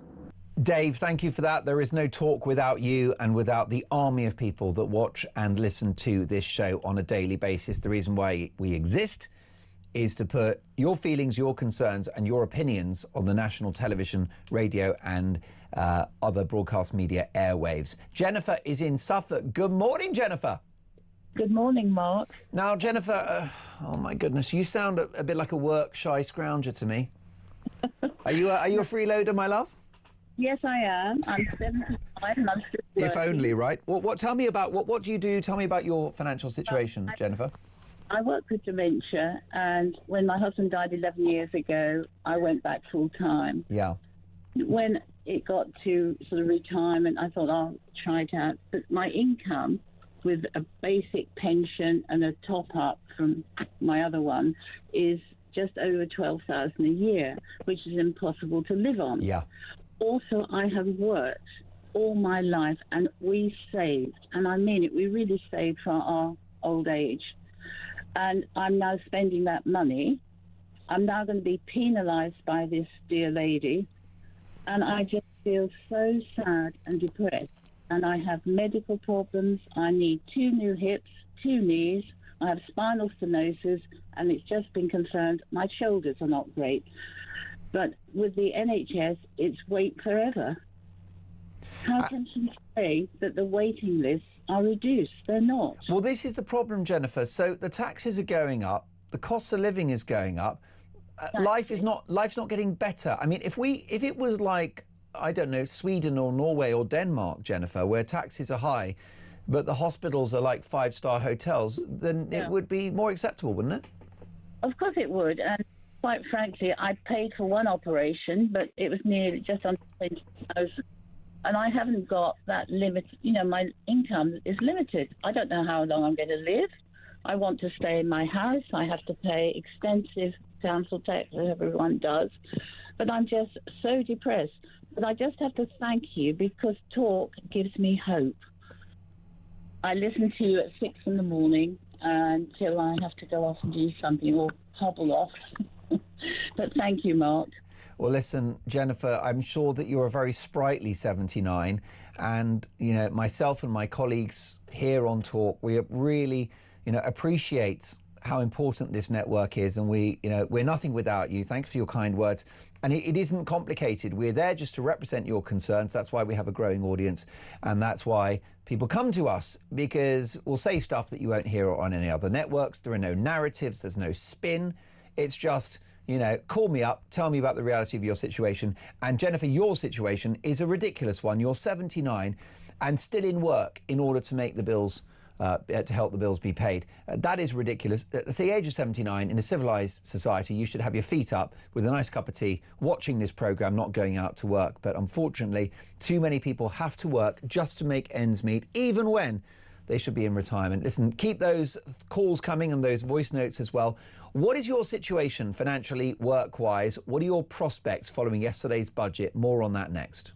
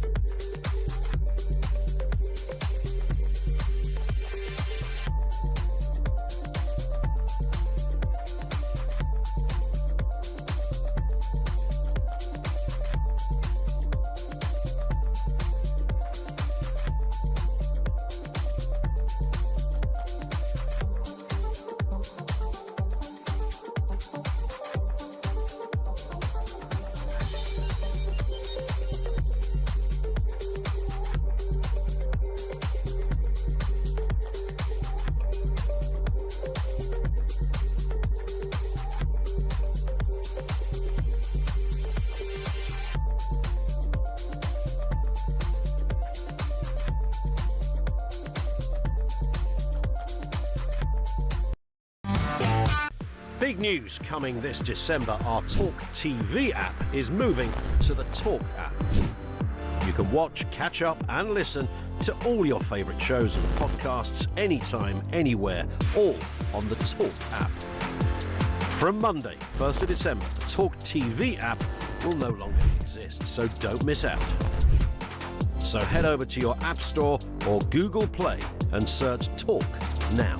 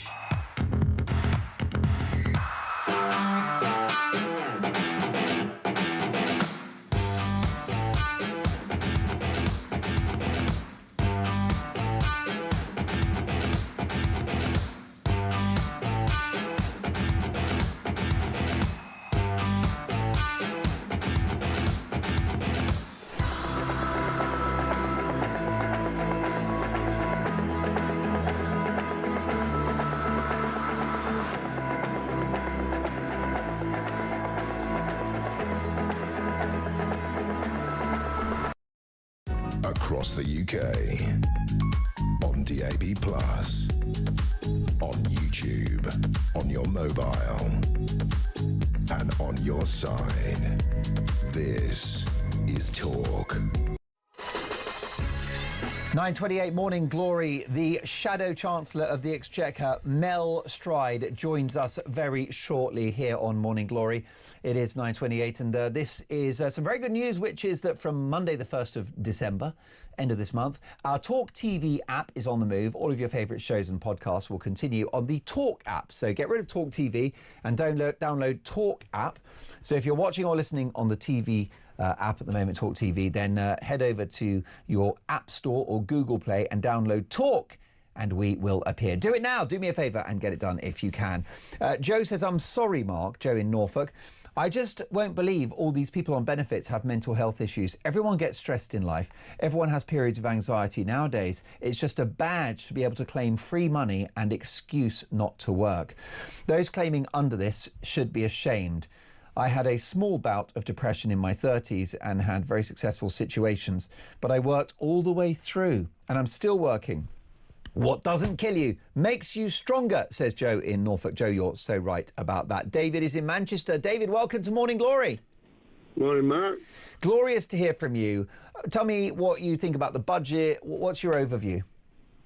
Just think I'm sick to death of Britain's excuse culture, Mark. There just seems to be an excuse after excuse, an excuse for not working. Even the government's using excuses because of failures of the last government.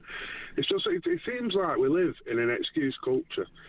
And do you know, like, you can either use excuses and like martyr yourself, or you can just get up and get on with things. Do you know, like, not obviously got like an awful story or anything, Mark, but like I lost the last member of I lost my mum in, I think, 2013. Sorry, David. She was the last member of my family, because obviously I lost my dad young. He died at 29. So I've got no grandparents, I've got nobody. In 2013, because I lost my mum, I lost my mum's house, and I was, unfortunately made homeless. Now, I could have been a down and out. I could have fell back on the system. I could have, used excuses and drunk myself into a stupor like many people do. But I didn't. I pulled my socks up. I got a plate. Still looked after my kids. Still went to work even when I was homeless. And got myself a better career. Got myself trucking. And turn my life around. And now I'm paying over £600 a month tax to these people who just continue to use excuse after excuse after excuse, rather than getting on with things. We all have terrible things in our lives. We all have terrible circumstances we have to face. We all, have hardships that we can't overcome sometimes. It's just, I think what people need to do is look a little bit left, look a little bit right, because there's always somebody worse off than yourself. As far as benefits are concerned and stuff, they're supposed to be there for people that can't go to work. It's not about anxiety or anything else. It's with disabilities or whatever that just can't go to work. I'm happy, more than happy to obviously feel them.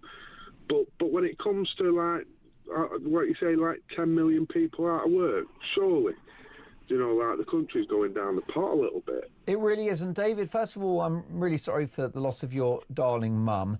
And can I congratulate you on rebuilding your life and, as you say, sort of rolling your sleeves up and getting on with it in a difficult stage of your life. And now you're out there, you're working hard, you're contributing to the economy. Does it also bother you, and we haven't had a chance to discuss this yet today, the £600 that you pay in tax every month, which is a lot of money, a big chunk out of your pay packet, 600 quid a month. When it comes to, let's say, the cost of illegal immigration, which is in the billions, your contribution doesn't even touch the sides. Yeah. Yeah, it is disgusting. And I mean, that's part and parcel. It's just causing a lot of divide within the country, because obviously this Labour government is absolutely useless. And then obviously the government before them was useless, and yeah, it seems to be we need this turn of events. you know, a lot of people try and mark it as racism or you know, like, yeah, put it under an undertone so that you feel ashamed by thinking this way. But the reality is, you know, there's those hard-working Brits, like you say, alarm-clock Brits, getting up, going to work every day to support people who have never put into the system at all. David, I'm so grateful that you called, and I'm very inspired by your story. You're a very impressive chap, and I congratulate you on turning your life around. And what we need is more Dave in Manchester's, and I know that there are a gazillion of them watching and listening. And what we need, and Dave's actually inspired me, because yes, we need a political and economic revolution in which we live within our means, in which we've got a government that sticks to its manifesto promises. We need a cultural revolution as well, where it pays to work and where you have some self-responsibility. Joining me now live on Morning Glory is the Shadow Chancellor of the Exchequer, Mel Stride. Good morning, Mr. Stride. Good morning, Mark. Where to start with this budget? What's ironic, Mr. Stride, is that Rachel Reeves, the Chancellor, actually needs growth in order to deliver her socialist agenda, but she's not going to get it. I can only see on the horizon more unemployment, stubborn inflation, endless borrowing, and per capita, my viewers and listeners, more or less in recession. Yeah, no, you're right. So I would add to your little list there, this is what the OBR told us yesterday in their forecast, is diminished growth compared to back in the spring, and diminished living standards, what economists call real household disposable income, will be lower right across the period than even it was back in the spring. And that's because of bad choices. So what she's doing is putting yet more taxes on hard-working people, and has actually, at the behest of her backbenchers, in order to appease the Parliamentary Labour Party, putting up the benefits bill, which are completely the wrong choices if what you want to do is drive growth in the economy. And I thought in particular that she evaded the issue of inflation. It got a mention, and the Chancellor celebrated, Mel Stride, that perhaps inflation will correct down by about 0.5% in the next 12 months. Well, that would still leave it at almost double the Bank of England's target. And what it means is my viewers and listeners seeing the devaluation of their pay packet and ever higher prices in the supermarkets and to heat their homes. Yeah, I mean, when the Chancellor said inflation coming down, that was actually not a strictly fair thing to say. What she was actually saying is the OBR had scored some of her measures as reducing inflation compared to where it would otherwise have been. But nonetheless, inflation will be higher across that period than it would have been back in the spring. So what she's done is driven up inflation still further. You talk about what's happening there in people's pay packets. Well, of course, particularly when it comes to food inflation, we saw it go up from 4.5% to 4.9% in the last figures. These numbers are going in the wrong direction, and people are feeling it in their pockets. What we need to do, and what we would do, is get on top of government spending, particularly welfare spending, get the benefits bill down so we can get taxes down and get people feeling better off as a consequence. And Mr. Stride, do you regret the policy of pursuing net zero, which of course was signed up to by the former Prime Minister Theresa May? Do you regret the ever-expanding welfare state under 14 years of Conservative rule? Do you regret the reaction to COVID, the 3 national lockdowns, given that countries that didn't have lockdowns fared similarly? Do you regret those things, and do you apologise to my viewers and listeners? So look, I think across those things you could have a long debate about whether they were right or partly right or whatever. We have to deal with where we are now, and I think where we are now as a country is that our economy is in a very weak situation. We have to recognise, for example, on climate change, there are costs that come with the kind of carbon taxes and various interventions that the governments have put in. We should be getting rid of those to get people's energy bills down, electricity bills down, and so on. And I think that's where we are now, and that's important. We shouldn't overlook, actually, actually, that we did some great things when we were in office. You look at the improvements around educational standards in our country with Michael Gove's reforms, or Ian Duncan Smith's reforms of welfare, making sure that working always pays compared to being on benefits. And of course, we generated millions of jobs at the same time as dealing with the mess that we were left by the last Labour government when it came to a very high deficit. We had to bring that down. So, you know, I think as with all governments, it's always going to be a mixed picture, but we are where we are at the moment, and we have a very clear plan of getting spending down, getting the deficit down, and getting taxes down so we can get people better off. Well, Mr. Stride, full disclosure, I think you've been an outstanding Shadow Chancellor of the Exchequer, rolling out a raft of suggested policies which will drastically improve the daily lives of my viewers and listeners and will help to balance the financial spreadsheet of this country. Fabulous policies and a dynamite performance by your boss, the leader of the opposition, Kemi Badenoch, at the dispatch box yesterday in the Commons. The problem that my viewers will have, and listeners, is that this is all brilliant from the Tories, but it's too little too late. Well, no, look, we're under new leadership. I gave a speech at our party conference in which I set out £47 billion of savings around government, particularly £23 billion worth of savings on the welfare bill. Why didn't we have that in the course of 14 years, Mr. Stride? These are brilliant policies. Why didn't you scrap net zero when you were in office and reduce the size of the state and cut taxes? So, look, I don't think we can just constantly spend all our time prosecuting the past, but I think the past was a very different viewers won't forget, place to where we angry. are now. For example, well, if you look at what happened in the last couple of years of the last Conservative government, we had COVID, which shrank the UK economy by 10% overnight.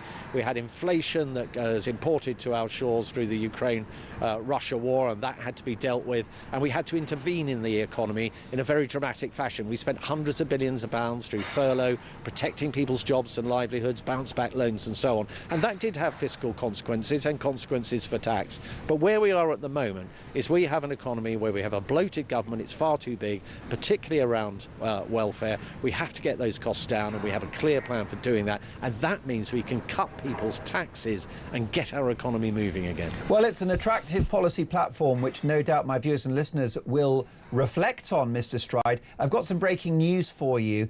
Net migration to the UK was an estimated 204,000 in the 12 months to June 2025, down 69% year on year, and the lowest annual figure since 2021. I wonder if a certain Rishi Sunak deserves a bit of credit for that. Yeah, absolutely. James Cleverly and Rishi's government at the time actually made those important changes to the visa qualification requirements, and of course that in turn has led to net migration coming down. So, you know, we talk about the previous Conservative government. We are seeing the fruits of our net migration policy coming through in those figures. But, you know, net migration does need to come down. There's no doubt about that. Briefly, before we let you go, Mr. Stride, before it starts raining on College Green, I don't want to rain on your parade.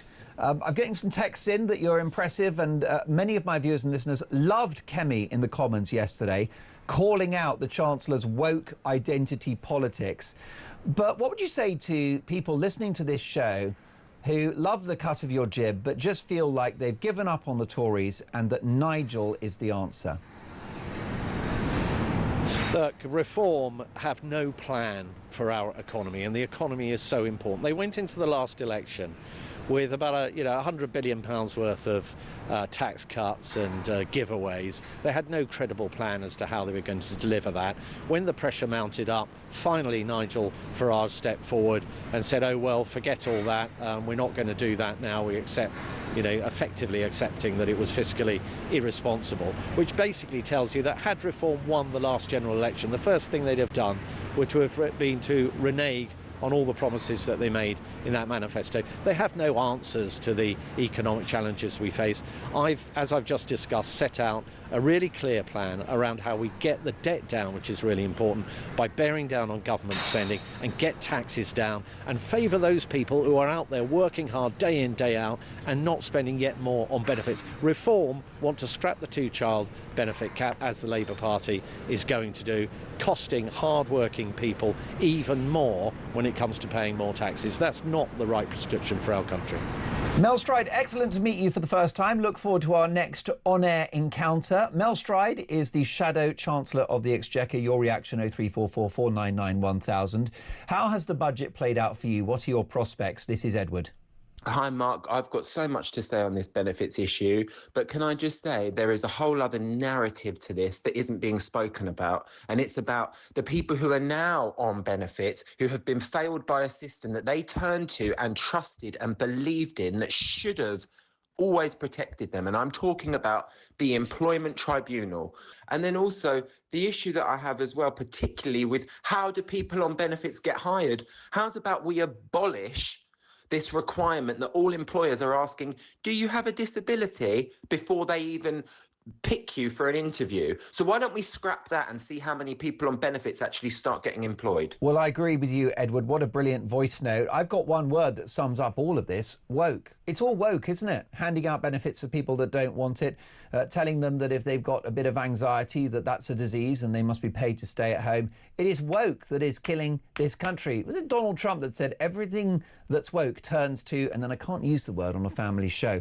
Lots more to come. What is your situation? What are your prospects following Rachel's budget? 0344 499 1000. This is Morning Glory.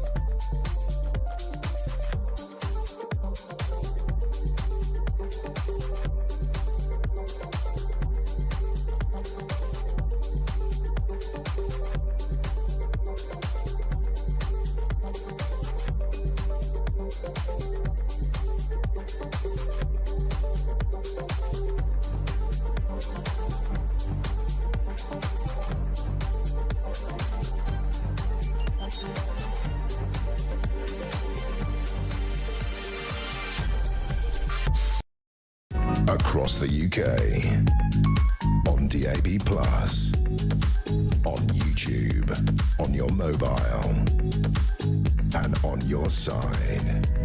This is Talk. Good morning, this is Morning Glory, 9:47. Julia Hartley-Brewer up at 10, Unmissable Radio and TV. Ant says, good morning, great show. I'm so angry with Labour with what they're doing with welfare. I have social phobia, anxiety, depression and dyslexia, and getting tested for ADHD, but I've worked for 16 years and I'm still going. Let's get reaction to yesterday's budget from a very old friend of mine, the former Labour Party spokesperson and advisor, James Mathewson. Good morning, James.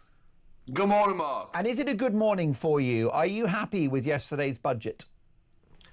I'm not. I think it's neither here nor there, to be honest. I mean, the chaos of how it's come out and the optics of it are all that really matter at this point, I think, because the actual substance of the budget is so few and far between. It still lacks that narrative that we need. There is more of a shape there, certainly when it comes to values and values-laden, values kind of driven politics, but it's too little too late. It's not going to appease anybody on the left. It's not going to appease any of the backbenchers, and it's not going to therefore appease anybody on the right either. So it's kind of more of the same from this government. You know, in an ideal world, if you were the Prime Minister, you know, what sort of country do you want? What are the outcomes for the British people are the ones to which you aspire, James?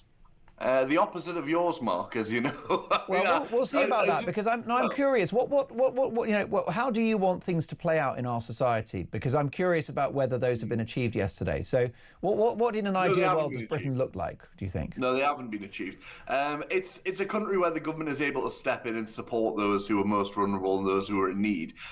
Because at the moment that does not happen. For all this talk about welfare being out of control, for all this talk about any of those systems, all of your viewers who have navigated those systems will know how difficult they are to navigate still. We had an absolutely devastating period of austerity, you know, near on 15 years of austerity in this country. And recovering from that was going to be a huge process. It's going to require a lot of work. How was it austerity if the national debt grew? It can't be austerity if the debt's growing. It was austerity. It was very clearly austerity. 15 years of it. It was labelled austerity. If you're doing cuts and the debt is growing, then that's not austerity, is it? Yeah, but that's not the way national debt works. National debt is a complex thing. But that's the fact that the Tories were doing cuts to public services but not paying off the national debt because they were also giving tax breaks to billionaires at the same time.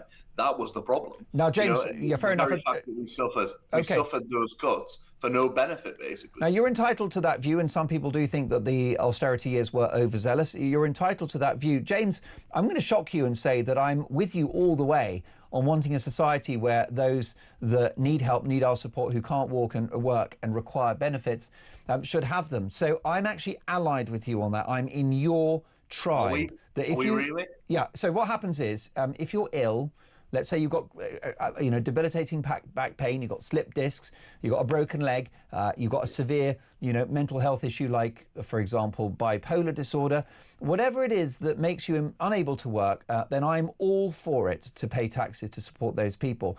The issue you've got from yesterday's budget is that the policies we saw are going to reduce growth, so there's no money to look after those who need our support. It's not true, Mark, though. It's about preference and where you put your priorities. It's about where you put your money. There is money that is spent by central government at the moment that could be better spent in other places. That has long been the argument. But what about national income? I mean, if we had 5% growth in this country, then, James, I think, you'd have a sort of a bonanza for the needy in our society. If we had massive growth, we could look after the poor, which is what you and I want. Yeah, well, that's great. That's fantastic. We should have that level of growth. Well, then don't have those policies that we had yesterday. Well, I mean, I'm with you. A lot of them, I don't support those policies. However, when it comes to it, these are needs and these are necessities.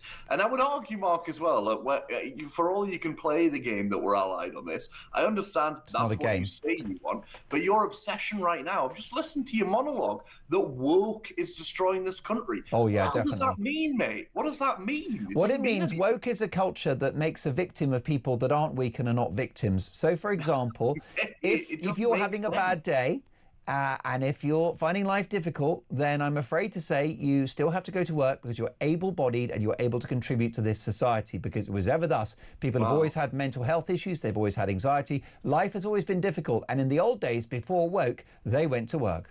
Before woke? Yeah. What does that mean? I mean, it's a cultural change in our society. It's a change where people do not have the attitude that life is difficult and you get on with it.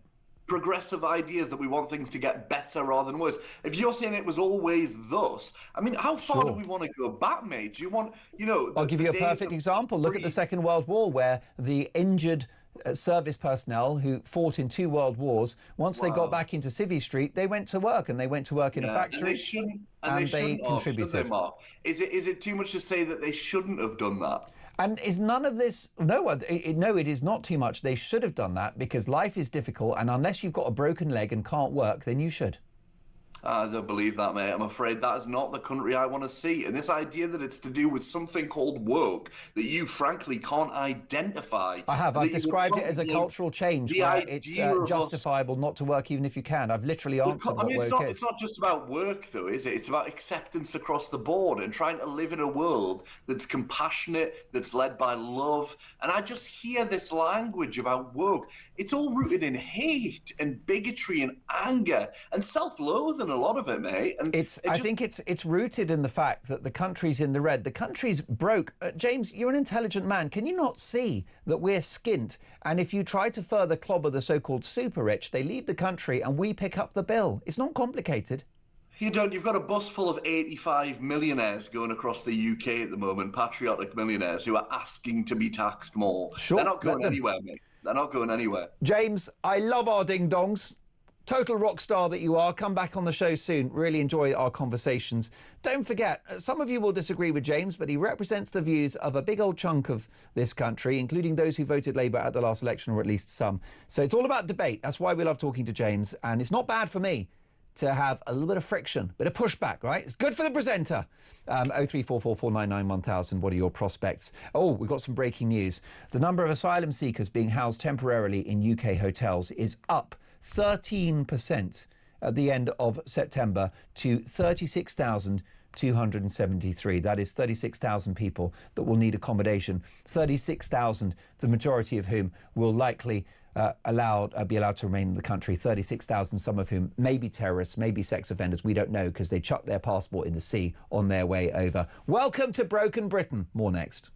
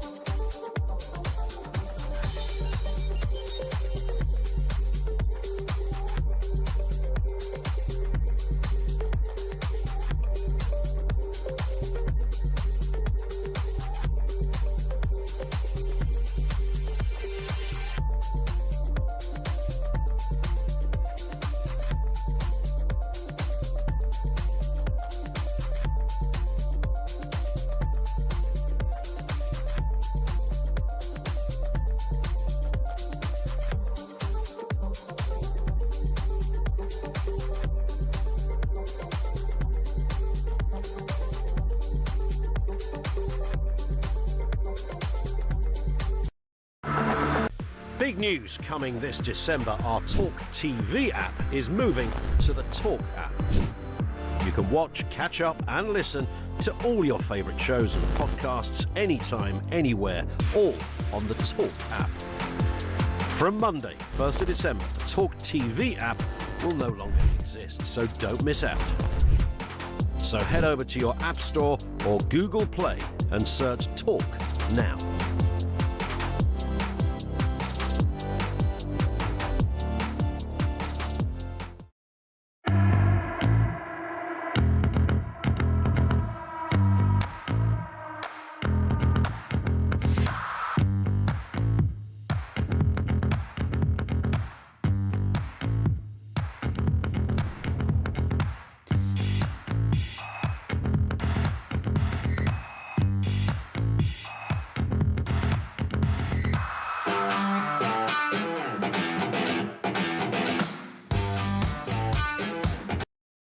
across the UK. On DAB+, on YouTube, on your mobile, and on your side. This is Talk. 9:58 Morning Glory. Thank you so much for the calls, the texts, the voice notes. We'll do it all again tomorrow at 6 a.m. Breaking news. The number of asylum seekers being housed temporarily in UK hotels is up 13% at the end of September to 36,273.